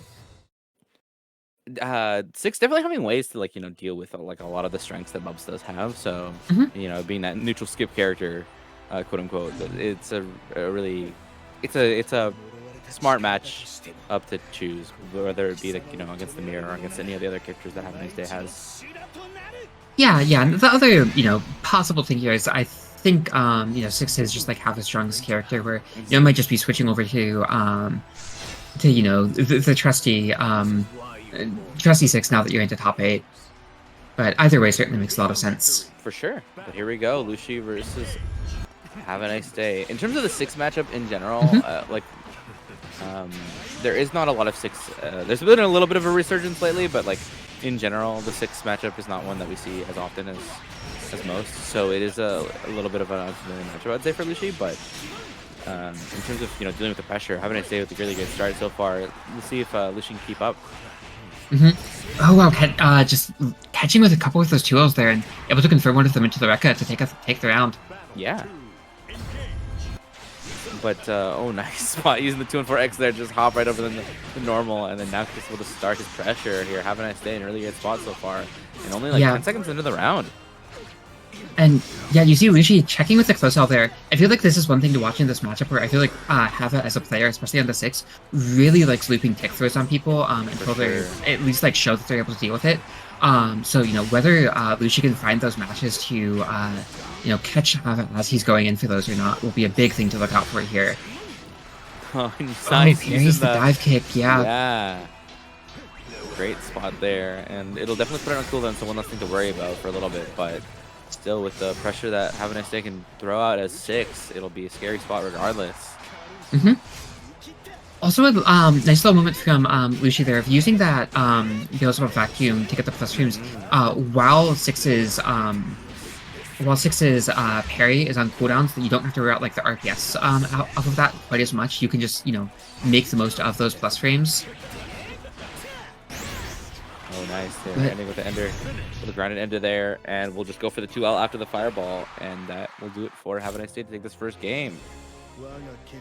Yeah, really strong showing from him here. Certainly, showing the strength of this character, the way that he can just, get that pressure going and just kind of run over you with it. And like All all right. of these options that Have a Nice Day has, these like really long normals with 6, the option to be able to do parry to deal with a dive kick, the pressure resets with 2 and 4, and 2d6x. Like there's so much that Lucy has to deal with. It's not necessary to say that Bubs can't do it on his own. Bubs is definitely a strong character that has the tools to deal with 6. Really good start so far there, though. Yeah, great catch there. And just like that, Hava already down at about 60% or so. Oh, and finds the dive kick in. We'll get Hava into the corner here. Goes to the overhead, but Hava just blocks it out. Able to find the DP to continue pressure, though. Oh, nice catch. And yeah, another big counter hit. It looks like he dropped it, though, and... Yeah. Unfortunately, didn't have the cooldowns to go into anything there. Yeah. But Lucy with a really sizable life lead here. Be a good spot to be in, but unfortunately back against the wall, a little harder to finish this round. Yeah. Oh, maybe trying to look for a throw there, but gets counter hit. Yeah, Lucy certainly mashing pretty and aggressively. into install. Oh, wow. And just looping the 2Ls there, and... Yeah, that'll do it. Yeah. Silly looking combos for sure. Yeah. Have a winning that one with some style. Yeah. Not something we see too often, 6 install not being something that is deemed like the strongest of all the installs in this game, or whether it be the strongest of all supers in this game. Yeah, it's one of those things that, already was a little bit suspect, but then with the additional meter usages in 2.8, got much, much weaker. Yeah. Okay. And again, you see Lucy just unafraid to mash out the challenge and this pressure, despite, picking up a few counter hits in that last game. Oh my god, but Have a Nice Day being able to deal with that super and just jump right over, and this combo unfortunately won't do it, but that will. Yeah, Hava fighting a lot of these resets off of the 2L. And just like that, that'll be Hava taking a pretty quick set against Lucy, moving on into our winners finals versus Odd Toaster, which I believe will be a run back of the grand finals of our last West Coast yes, hop on that we ran. For sure. I believe the winners finals of that as well. So this will be a double repeat. I think so, yeah. Yeah, that one I feel like was one of the first times that Toaster had really fought 6. I think immediately after that finals, they hopped into Air Dashers and started asking questions about how the character worked. In the last month, I assume they've probably gotten a bit more experience and knowledge, so we'll see how the run back looks now.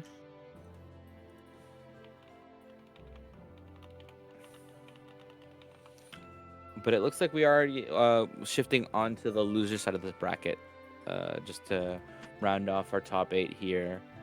So I believe this will be Tool versus Lucy. So just Okay, yeah, looks like we'll be seeing those two. I'd be curious to see what Tool runs here. There's the Vera and the Vegeta as kind of the standbys, but okay, we'll be moving over to the Vegeta here. In terms of the two characters that Tool has been playing, dual maining the Vegeta and the Vera, I definitely think that the Vegeta may be more of like a stronger choice, but we can definitely see it go either way, especially with comfort pick. Picks being so strong in this game, where it's like any character can definitely do it. Yeah, I feel like for a while, Tool was definitely considering himself Vegeta main who, had a Vera. I feel like that's reversed a bit in the last few months, and his Vera feels stronger than the Vegeta, and also just seems like a little bit more of a comfort character for him. So I'm curious if there's something in the matchups that has him opting to run the Vegeta instead. Oh, great call out on the teleport there from Bubs. And Lucy gonna be defending the corner once more. Tool really just needing one touch, finds the throw. Now, shimmies the OD! Oh my god! Great stuff from Tool. Tool really making the the most of Vegeta's great walk speed there.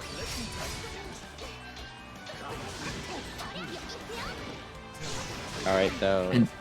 Only one round in, though. There's still opportunities for Lucy to come back and and work his magic here. But Tool with a strong start so far. He's able to push all the way to the corner. Yeah, just gains so much ground with that dash forward.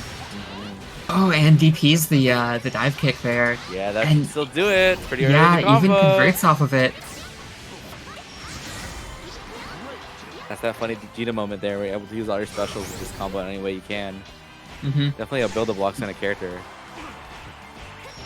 Oh wow. Nice. Yeah, That'll do it. Lucy found the sweep, but Tool just 2-0 on Wake Up and able to catch Lucy advancing in. Certainly one of the flaws of Bubs' slow move speed there. All right, moving on to the second game, more ample opportunities for. Oh my God! Though. Oh wow! Tool just walking forward, able to claim the corner there, and suddenly this round is really in his Yeah. favor. Those early interactions. Oh my Oh, God! DP's past the karma too. Yeah. Blocks the DP. Wow. Tool just putting on an absolute showing this round. Oh my God! What a Tool round for sure. And it's not even Yeah. over yet. We still have more opportunities. Oh, finds the Oh counter hit my too. God! The crouching only combo. Tool just putting on the show. Tool moment. And the Oh. clash though, winning in Lucy's favor here. Yeah, a bit of an odd clash. Okay, just gets the LDP, not much off of it, but Lucy able to dive kick and pass the fireball. Oh, I assumed that DP was meant to be a fireball. A little bit of a grand input moment there, but Yeah. still okay. A little bit of a rough combo damage you're gonna have to deal here, but still opportunities once more for Lucy to come back from this. You still gotta deal with a Tool in front of you though, and the OG. Oh, the fireball catches the dive kick, but Lucy finds the mash out. And Yeah, nice. Set up with the Oki there, yeah, with using the teleport to swap sides and make Tool guess. But right now, one round apiece. Ooh, finds the counter hit off of the karma too. Nice. Teleports, yeah, but the this DP. time, Tool's prepared with the DP. It's the sweep and catches low again. Doesn't have a string ready to confirm it though. Oh, the clash, but it works out in Lucy's favor. Oh, nice air to air from Lucy there. Now gonna try and keep Tool at bay with these fireballs, but Vegeta certainly has the strong movement to contest it. Nice smash here, gonna lead to a solid amount of damage here. Yeah. Oh no, just going right into the charge there for the knockdown. Oh, baiting spot OD. dodges the OD! That And should yeah, do with it. the fireball ready. Yeah, a good round from Lucy in the previous one, but Tool just back to absolutely styling in that last round. It's kind of crazy just to see, like, it makes sense looking at the frame data and everything, but seeing like Bub Suck just drag Vegeta full screen almost, and then Vegeta being with the combo right back into another corner. It's a very funny matchup just visually seeing it, but regardless, Tool just able to work around everything that Lucy can do, and the strong showing that he has as a player. A little too much for Lucy tonight, but great showing to both players. Absolutely, yeah. And seeing that matchup certainly makes sense, why we see Tool playing the Vegeta. In that matchup, I feel like Tool was really able to just use her fast movement speed, her good jumps to really make Lucy's life difficult. But we'll be seeing another Vegeta here as we get Gemma Icarus facing off against Adorable Dragon, our other losers quarters match.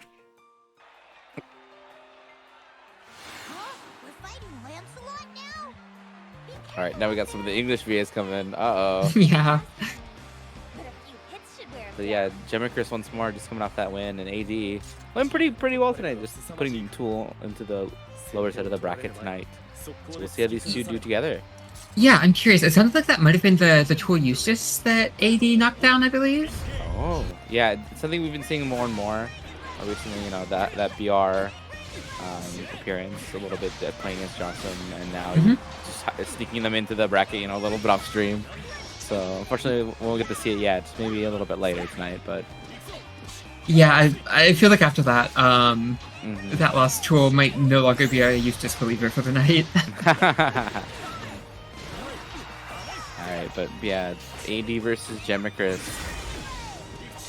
Mhm. These two, in terms of like the Lance Vegeta match, I will interested to see how to like these two play against each other, because I feel like AD is the kind of person like all gas no brakes. Oh my god, though, this combo. Yeah, all gas no brakes on AD, whereas like Gemicris definitely plays like a different kind of game.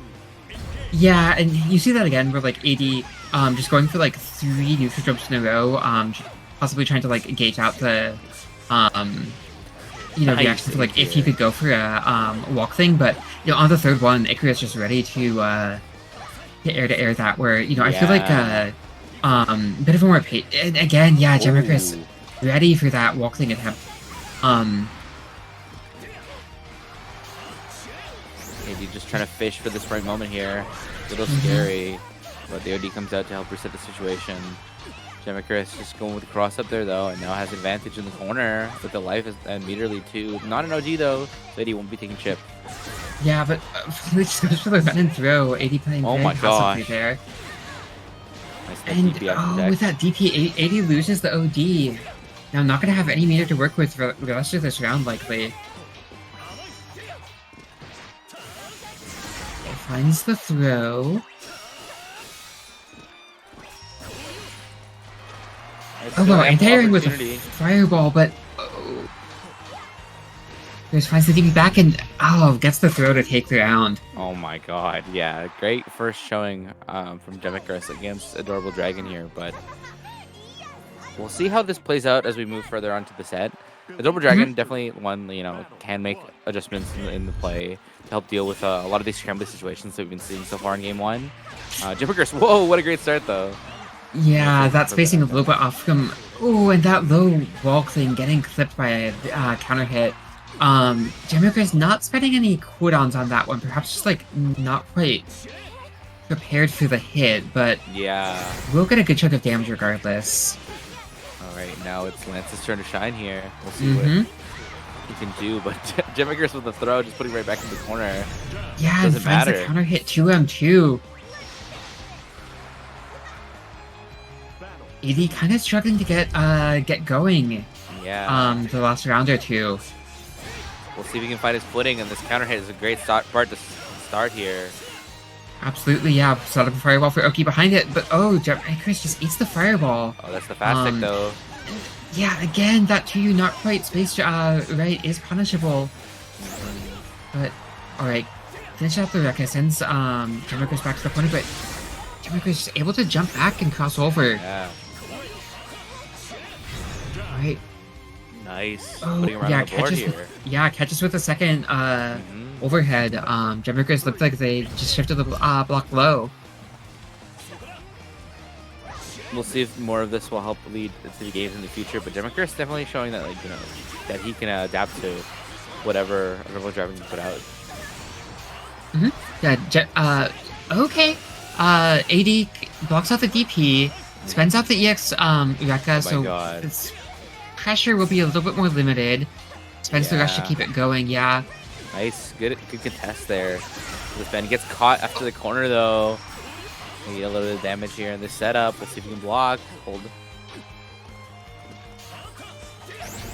But no big damage here. Adorable Dragon still just fishing for this last hit. Nice OD here to help reset the situation once more. Yeah, no, Gemicris solo, good situation for AD, and finds that overhead once again. Yeah. We'll see if moving forward, Gemicris can be a little bit more aware of how Adorable Dragon has been dealing with Rekka, and we've been seeing like a lot of Rekka 2, Rekka 3 come out, so you see like Icarus being like prone to contesting against it, but just letting it ride out and maybe looking for pressure resets in different ways would be a good idea against the sort of Dragon pressure we're seeing so far. Yeah, finds the back throw here. Yeah, a little bit of a connection moment there, but we'll keep moving. Keep going. All right. Nice, and here gonna damage. Calls out that turb there. Alright, showing the record there for the frame trap, but the Double Dragon won't bite. Gets clipped there, but... Oh, the counter hit on the cross-up! Yeah, I feel like AD has been finding a lot of mileage out of these cross-ups in this set. Yeah, it's definitely an issue where, like, some people are really prone to, like, not holding guard button or not reacting to the potential situation and not doing so at all. So it is a really awkward spot for Chris, but Dragon able to capitalize once more like that. Cross through, yeah, it's one of those things like once you notice your opponent is getting caught by some of them, just start running them more and more if it if it's working. Yeah. Oh, the counter hit! That's like max range with the mash out there. Good to work out in Chris's favor. A lot of counter hits in this match so far. We're definitely seeing like quite of a grab and play between the two. Yeah. Alright, here, but pretty even on life and meter. 70 seconds on the clock. We'll see what Double Dragon or Chris can do to help close the lead here. Yeah, AD just having a hard time getting much of anything going in neutral here. Yeah. Does side swap had been getting walked back to the corner a little bit, but we'll buy some space with the Rekka here. Oh, and the anti-air one more time. Chris showing their confidence here and being able to deal with any of these turbulence we've been seeing so far. Right, yeah, AD spins out the EX Fireball to get in, but... AD once more. Immediate throw attack from Icarus. Yeah. Fast tech on the board, maybe we'll see it later. Yeah. Flushed out, but... The Double Dragon with the OD lead and pretty much the same on life. A little bit scary, but this OD is running out. Trying to find time and gets hit! Oh, and with the super confirm! Alright, we're going to final. Yeah, it's really scary seeing AD go for these like send it moments with the the turb follow up and like with the Rekka 3 and this unsafe pressure. Oh my god, it does work out here, but it is something to keep in mind for future where it's like a lot of times where we're gambling on potentially positive situations in your favor and losing rounds because of it. Absolutely, yeah. And, oh, GBVS finds that touch low, gonna convert into a combo here, has 100 meter to cash out, but don't think it would quite kill. Okay, AD gets into OD, goes to the cross through. GBVS able to block it out this time, though. Oh no! Catches, tried to go for something crazy. Yeah, catches AD's cross through attempt there. And, you know, we talked about in that previous game, AD just finding a lot of success off of those cross-throughs that last round. GBVS is prepared for them. Yeah, no, I think that's another moment where it's like you're still in an advantageous situation regardless of like blocking the mix before the cross-up, but then you know deciding to send it with that cross-up is like a really scary opportunity or a really scary position to be in if it doesn't work your way. Whether or not you get hit, whether or not you block it, but you're still in the corner, it's really, really bad. And taking gambles like that, sure, definitely can work in your favor, but unfortunately not today. Yeah, and it's, you know, one of the hard things in like one of those longer sets where, you know, a lot of those, you're in game 3, a lot of those games went like multiple rounds, where it felt like AD was kind of just struggling a little bit in the neutral in that last game where, you know, I can see him, you know, kind of just going, like, it seemed like starting to, like, lean more on those big risks. For sure. But it looks like we'll be getting the Gia mirror here in our loser semis between Tool and Gem Icarus. I wonder how this will go between the two of them. We haven't seen these two play, at least in bracket here at Hop On, so... but you know, Tool definitely like obviously the favorite in the matchup, but GBVS showing, you know, they have like a lot of patience within playing, you know, very strong aggressive players or like very patient players and vice versa. So yeah, it's one of the things where like I feel like in these G mirrors, Tool is just like such a master at using like the different options of like the fireball charge to me just to like win those fireball wars as you know catch you out, spot dodging at a bad moment. But okay, GBVS finding the counter hit anti-air here. We'll get Tool into the corner. All right, here though, Oh, the Ooh, two Tool coming finds out. the Oh my sweep. god. Yeah, able to side switch with it. And Tool using that trademark 5U to reset back in. Ooh. Able to get the corner combo and doesn't spend out Rekka either. So we'll be able to convert off of this one now, and yeah, that should be the round.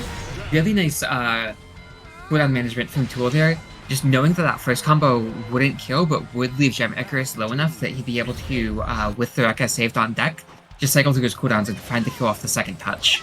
Yeah, definitely a blessing in terms of like the character itself and be able to have the opportunity to do such, you know.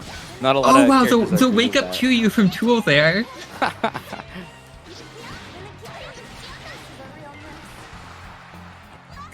Ooh, Oh, and the shimmy! fished, yeah.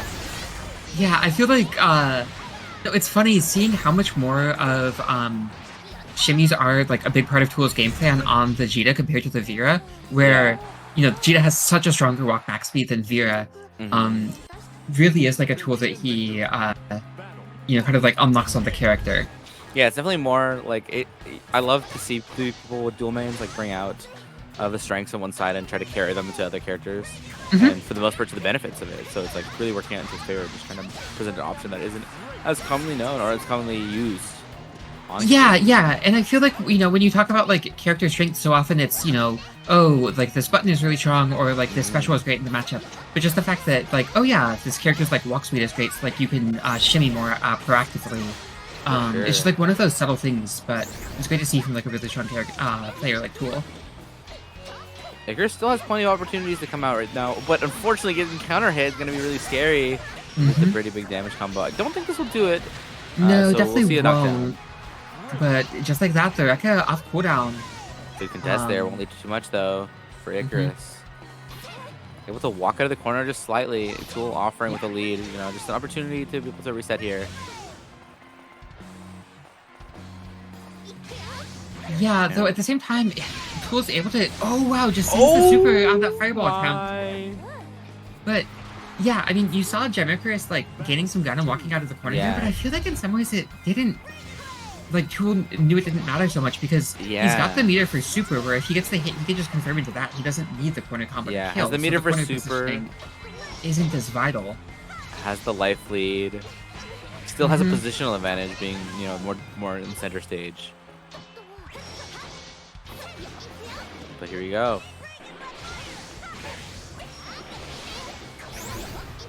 Alright, just holding charge, getting hit with the 5U, unfortunately. Yeah. Option we definitely don't see as much often. Yeah, really, just like Tool loves that button so much more than most Jitas, I feel like. Yeah, I think it's definitely a valid option to represent, where especially where it's like you can finish your block strings in it, and essentially like play a little bit of a waiting game, seeing if people are gonna press against it. But here we go. Oh my god! The single hit confirmed from Tool there. That'll do it. Wow. That's not how I was expecting this round to go out, but Tool, you know, able to just cash in there and send it all. Yeah, Tool just putting on a masterclass in the Jita mirror there. But he'll be moving on to Losers Finals. Won't quite be able to head home to Oshinoko yet. Since we'll be bouncing back up to our Winners Finals now of Toaster First. Have a nice day. Yeah, so yeah, like we said earlier, this will be a repeat of the set we saw earlier in the last Hop on West Coast. I believe Hava taking that pretty convincingly, but Toaster definitely coming back after a bit of grinding in the matchups. Now with a new character though, Bob's on the table. We'll see how this plays out. Yeah, though, in terms of matchup knowledge, we'll see. Have a nice day asking in chat, how do you fight Voss? Send tips, bros. So we'll see. Might be a bit of things of the day, though, on both sides, though. But, you know, I feel like Hava, you know, already taking down Toaster in the last West Coast might just be kidding around a little bit. Yeah, just a little bit of cheeky banter, you know. We love to see it here.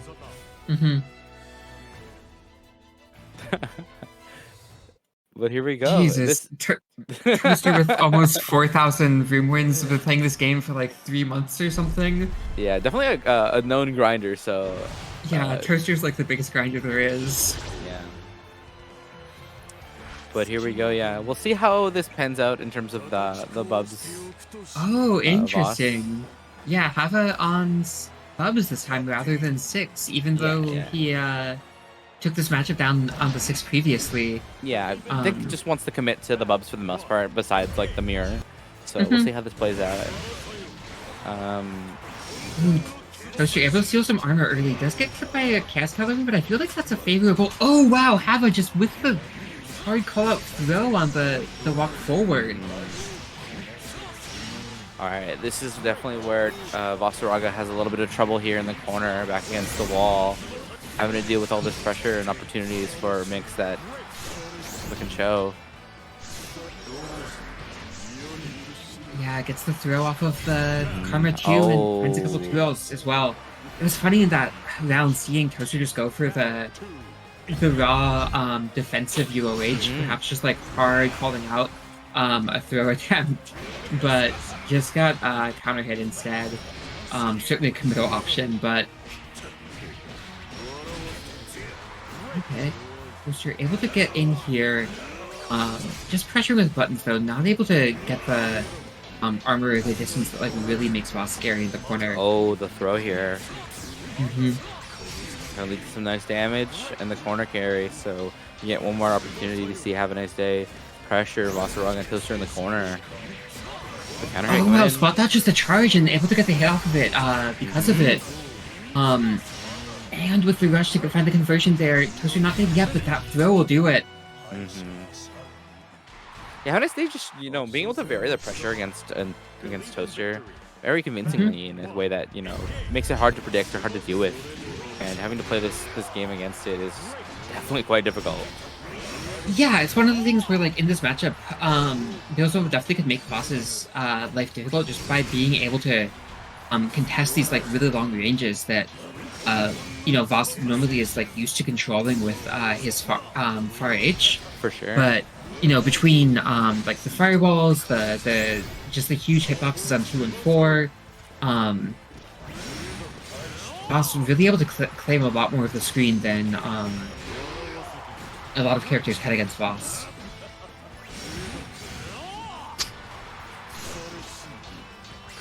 Nice, okay. Great pressure here from Toaster. Oh, sorry, from Hava there. Toaster able to backdash out, but now back in the corner. Yeah, immediate tech there. And with that dive kick, yeah, that should do it with the super. Oh my god, yeah, taking that round there with a pretty simple combo, pretty nice damage. That's all you need. Yeah, and it's striking, you know, Toaster definitely has been having some wins in these rounds. They certainly haven't been one-sided, but also we haven't seen Toaster be able to like run that really scary Voss pressure once yet this set. A lot of it's just been them, like, you know, mashing out on defense, connecting a button in neutral, but finds the back throw off of the Karma, and oh wow, grabs the rush startup too, and Hava taking a convincing second round of that game. This is winners final, so we will be going to a third game here. You know, this will be first to 3, but we'll see if Toaster is able to get anything going in this third game here. Yeah, a little bit scared to be on the back foot here, going either into the loser's bracket for the next set, or continuing on here, having a set advantage moving forward. This game and this set definitely matters, of course. Every match matters here tonight, but right now having to make a statement here against Have a Nice Day, or will they go down once more? Yeah, finds the low option off the stance, but Hava able to just connect plus streams with the dive kick into the Karma. Spot dodges the rush again, not able to punish, but is able to just take a turn. Once again, back into the corner here, but yeah, Toaster, there's been moments where they're able to get Hava into the corner, but never in close where they can, you know, threaten that throw mix, never with armor. No! And wow, that puts Have a Nice Day on match point here. Unfortunately, I believe getting hit there with the UOH shot and getting counter hit for it. Toaster once again back to the wall here. However, just looking so consistent with spot dodging Toaster's tackle attempts. Okay, Toaster does finally get some armor up. Leads into the big Voss combo here. This is Toaster's chance. This is what they've been wanting to find this whole set, but oh my god, just able to DP out. Hence the SSBA.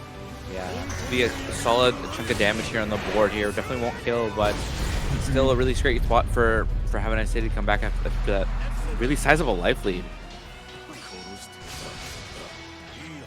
And all this pushback. Oh, could have confirmed that, but unfortunately just a little too far. Yeah, Toaster's so low here. You have to worry about Chip. Okay, finds the fireball, gets some space in. Yeah, the dive kick, unfortunately. Yeah, that dive kick has just been putting in work the whole set against Toaster. A little bit of an awkward spot to anti-air there, you know. Just that height, just right outside of Voss's range, and the timing too will make it quite difficult for Toaster to deal with. At least so far. Maybe we'll see some evolution as we progress throughout this bracket tonight, but for now, Toaster will fall into the loser side of the bracket. Yeah. Now we'll be getting Toaster versus Tool in losers finals to see who'll get chance to fight Hava in grands. Yeah. In terms of hop on, I don't believe these two have played, but I know definitely these two have played offline for sure. So we'll see how this factors into tonight here. We'll see if we see any funny business tonight, but I believe it'll just be the Jita here tonight.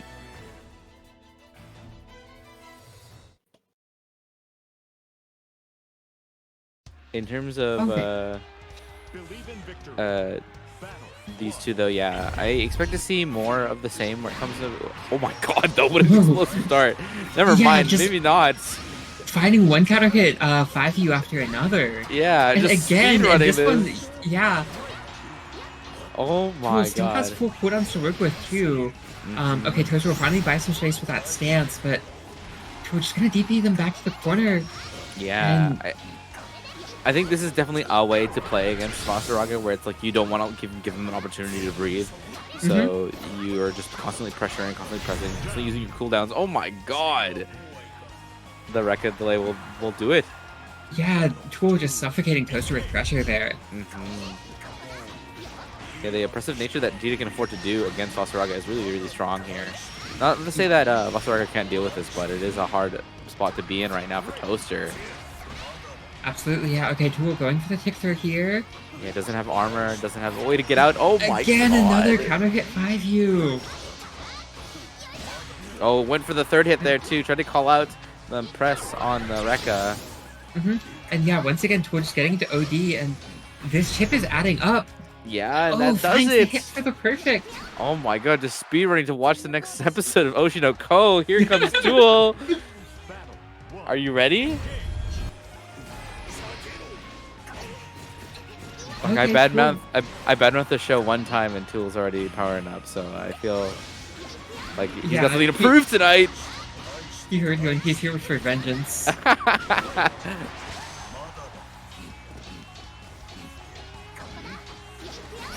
Alright, nice though. Able to work around this pressure so far, but the OD reset can still be scary for Toaster.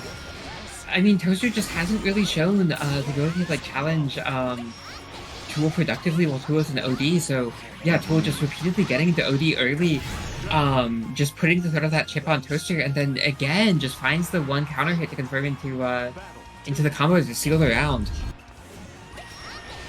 Alright, needs to find that one little hit that'll be able to confirm Toaster into a combo like this one here. Stealing in the corner here, doesn't have armor just yet, but will probably take it after this knockdown. Yeah, spends rush just to make sure that you get the corner positioning, but oh, Tool's able to DP out! Yeah, it gets punished, unfortunately. Oh, okay. Great preemptive jump read from Tool there, calling out the far H attempt from Voss and able to convert that anti-air into a combo. Or that air to ground. Alright, able to snub out here. Armor giving a swift hand for Toaster with the OD coming out back. And now pressure's on Toaster to make something happen. Tool yeah. Great able to spot dodge the rush, yeah. Definitely trying to be more aware of what Tool is doing in pressure and using the invincibility of Rush. But Tool being ready for that and just being able to call it out. Yeah, I want to say in the previous round, Toaster had used a rush to get out of that corner OD pressure, so Tool just coming prepared for it this time. The mid-set adaptation definitely working out in Tool's favor here. Right, yeah, and scary. I don't think this quite will kill, but now Tool will have access to OD again if he wants it. And there's the swan dodge. Toaster ready for it! Yeah, Tool puts himself minus with that overhead that gets blocked. Toaster just reads that Tool wanted to go for the OD in that situation on the minus frames. More OD? Yeah. Oh. But yeah, that super won't beat Stance U. Yeah. Oh my god, the infinite hits there. Yeah. Mr. still on OD is safe against the chip here. Sends out SSBA Oh my god. That'll put a round on the board for Toaster. Yeah, just great composure from Toaster that round, whether it's calling out the OD, yeah, that SSBA to finish it, Stance Ewing Tool super attempt, really just great defensive play under pressure there. Yeah, it's funny. We see so little of like Voss reversals that like seeing that was just like an eye-opening experience for me. It's like, oh yeah, I forgot that he could do that. Yeah. And, not that was a safe jump, but I feel like, once a week or so in air dashes, you see someone, Toaster just saying, like, by the way, you can't safe jump Voss with SSBA, and it's like, oh, it was someone's turn to learn that today. Uh-oh. Or maybe not necessarily learn, but just a friendly little reminder from Toaster here. Uh-oh, bad spot, though. Unfortunately, gets hit with the Rekka, and that'll do it for that round, but Toaster still has opportunities to close out this match so far here in this third round. Yeah, see what they can do. To do it in a hurry though, because Tool on set point here. Okay, Toaster does get the armor, but loses to the multi-hitting fireball. That cheetah fireball is so cracked. Nice, spot dodging the fireball and able to pass some time too. Oh, big anti-air damage. Won't kill, but now Tool has, Toaster has Tool cornered. Oh, the 5U confirmed into the rush. Unfortunately, can't do it with the DP. Yeah, just awkward drop there, and Toaster taking a game back off of that. So that'll be 2-1. Toaster with the climb here, the hill to climb. To move they've got a the chance. Set. But they do have a chance. It's not over. Oh, just the raw tackle around start to beat out the fireball. Alright, we're going back to the corner, sending Voss back to where he belongs, but we're truly get Gita gaming here. Yeah, for sure. Every little hit will just send right here back to this little nook and cranny in the corner. Oh, a little bit of awkward interaction there. It leads to a favorable decision for Toaster. Yeah, it's really like a bit of a drop on that fireball, and that DP I assume was meant to be a fireball, but a couple awkward interactions for Tool here, and now Toaster in a commanding spot in this game gets armor. Oh, and there's the stance. Yeah.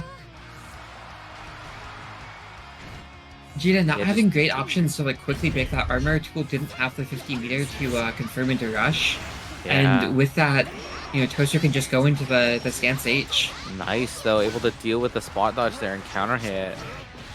Oh, a nice match from Toaster here. We'll buy some space, get armor. Still stuck in the corner, but with the armor, we'll get a lot of space off of this tackle now.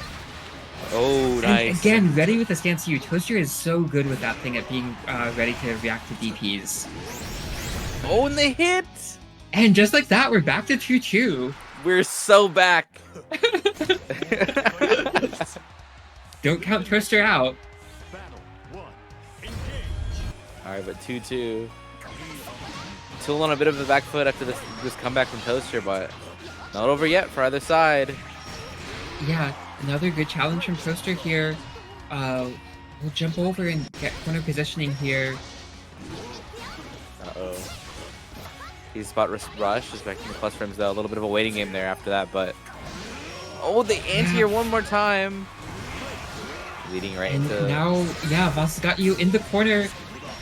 Oh With god, armor. oh god. This won't quite kill, Oh but god! that L5U will. Oh And god! just like that, Toaster going from facing down set point to now on set point himself. I think Toaster, like in the middle of this set, has just watched the entirety of that first episode of Oshinoko. Just ready and powered up. Here we go. Mm-hmm. Uh-oh. 5U though. Yeah. You know, I feel like that was one adjustment like Toaster had been making that was working well, was just no longer trying to mash on that 5U and challenge it after Tool was getting so many counter hits with it, but now back to getting counter hit with it, and this could be the round here. It shouldn't kill, but Yeah, a little shy of Toaster the gonna combo have limit to there. yeah. Again, just that OD pressure from Alright. We're from going the Tool. distance though. Yeah, final here. The winner of this round will move on to face Hava in Grands. Alright, commanding start for Tool here, but getting hit out of the corner for Toaster, allowing for a reset and pressure. Mm-hmm. Toaster's really been doing a great job with those mashouts the last game or two. Alright, the stance, yeah, just gonna feel comfortable holding him down back there. And the anti-air off of the fireball blocked. Nice using the rush there, can't lead too much because it is raw. Yeah, another good challenge from Toaster though. We'll side swap out of the corner now. But Ooh, yeah, another rush. And the stance! No! yeah, Toaster just spending the raw rush as a chance to get armor, and with that armor, able to close the set out. What a nail biter. Like, it came from, you know, just like a dominant showing from Tool those first two games, back to back to back. Mhm. Just like showing full throttle how much he can do against Toaster, and Toaster was not able to take it. But then the adjustment, it clicked right there. It's Yeah. like, oh my god. And that was enough. That was enough for them to be able to push through and bring back that lead. And then that last round was like another nail biter, just like going the distance, a little bit of a back and forth there, but ultimately working on Toaster's favor. Yeah, that one round when Tool was on set point, that first time around, I was so Yeah. sure we were going to be getting a Tool versus Hava finals, but Yeah. Toaster just able to clutch it out. But all right, looks like we'll be getting a run back of our winners finals here, and I guess a run back of our previous West Coast hop on. Yeah. Toaster versus Hava in Grands, the classic. We'll see. Alright, we'll see we if- can. Yeah, they see if there's any adaptation coming off for that last set here. Yeah, But- Toaster definitely getting the download in that last set versus Tool. We'll see if the 3 games versus Hava gets them to download here as well. Ooh, okay, yeah. Good start to try there to deal with the dive kick, but unfortunately, will not. Yeah, armor definitely powerful for Voss, but not as strong when you're stuck in the corner. Okay, buy some space here. Oh, gets the stance anti-air too. Charges in, but oh no, gets back thrown.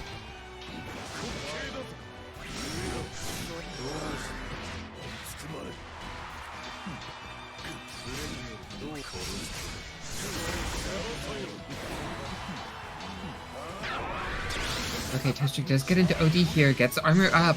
This is the chance to make something happen, but Hava gets the anti-air, and with the rush confirmed, that should be the round. Just not giving Toaster a chance to get back into that one.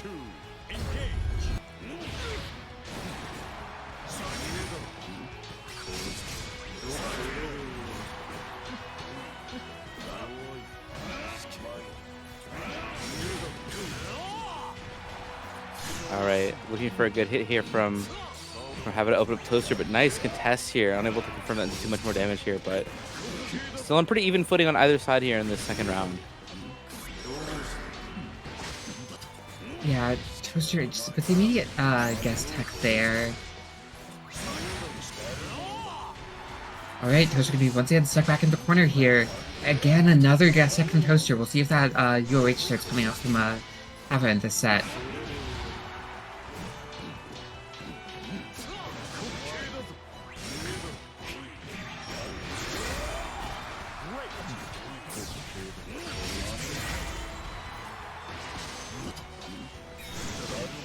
Alright, and yeah, there you see the overhead from Hava not quite able to kill off of it though.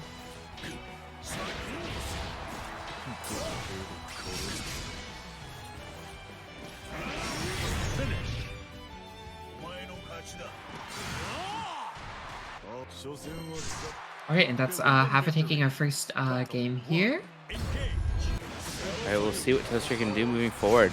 See if any of these games from earlier will take into effect here, or if Hava can just walk away with this.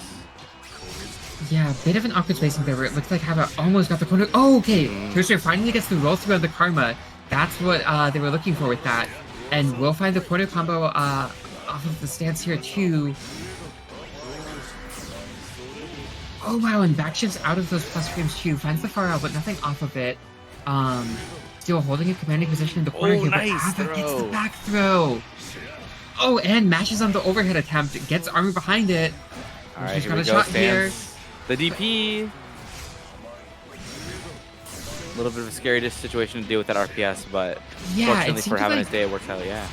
Toaster was already committed to something, so couldn't go into the stance to you, but finds the hit to close the round out regardless.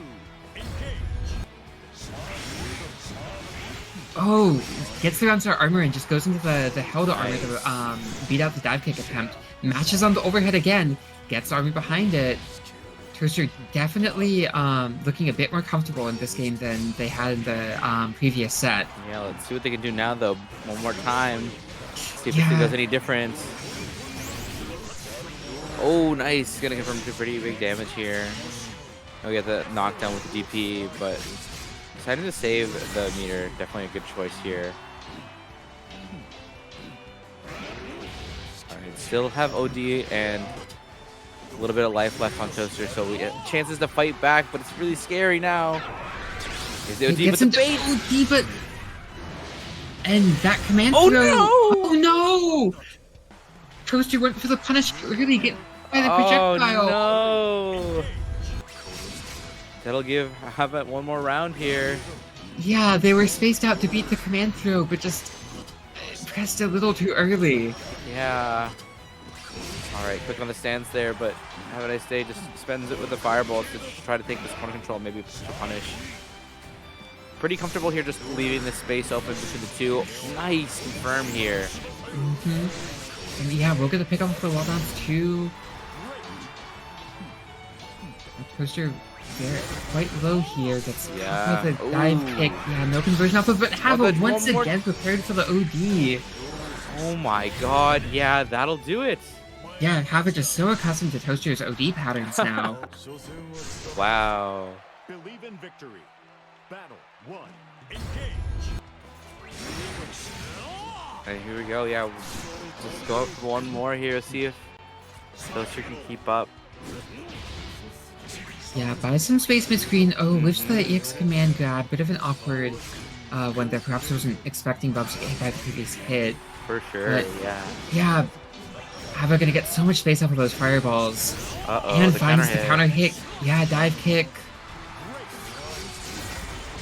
Gets, Nice catch though, the tech. Mhm. Gets thrown one more time though, one more hit'll do it, and the OD And bait. once again, yeah, Toaster just I don't even getting think read those like are a book on OSs. these ODs. What? I don't even think they're OSs. I think he's just doing it, like just the prediction, the raw read. Yeah, I mean, I feel like Toaster has been pretty consistent in like when Yeah. they're at about 20 to 30% of the corner, they're going for OD, and Hava's just For sure. prepared. Yeah, definitely willing to send it on those situations, and it working out for them for sure. Mm-hmm. But here we go, one round away. Oh, whiffs the DP. Toaster gonna get a chance to get something started here. Gets armor, but Oh, the clash! Uh-oh. and yeah, Hava finds a counter hit out of that scramble too. Toaster once again stuck in the corner here, and Hava finds the hit low. This should be all he needs. Gonna And just send like that, it, Hava yeah. able to take it. Very convincing set from Hava there. Wow, just the dominance here on the Bubs here versus Toaster, showing that like there are like more opportunities for Toaster to be able to work around and take rounds and potentially games there, but Mhm. have his determination and consistency in those situations to be able to clutch it out. And then the reads on Toaster specifically, the OD baits in the corner, or just watching out in terms of pressure for mash out spots and stuff like that. Great stuff from Yeah. Hava. Yeah, absolutely. I mean, I feel like, I don't know, probably like 2/3 that set, we just spent, camped out in that left corner of Coliseum. I mean, like, I can't even remember what the right corner looks like. I haven't seen it in so long. But there we But are. yeah. Yeah, there we are with the end of Hop On Grand Blue Western NA. Have a nice day taking that. Yeah, 2 in a row for him. It's been a really strong showing. But yeah, thanks so much for everyone who's come out to join us. It's been a great evening as always. Thanks to all of our players as well as Leon for running the show. Have a great rest of your evening, everyone. Yeah, we'll be back soon, I believe, with the GameWorks stream here on this channel. Yep, we'll be doing that at 6 p.m. I believe on Saturday night, and then we'll be back next week, the usual place, usual time, 6:30 p.m. for beginner bracket. But looks like we'll be heading over to Great Tickle now, so stay tuned. Enjoy some Strive nonsense, everyone.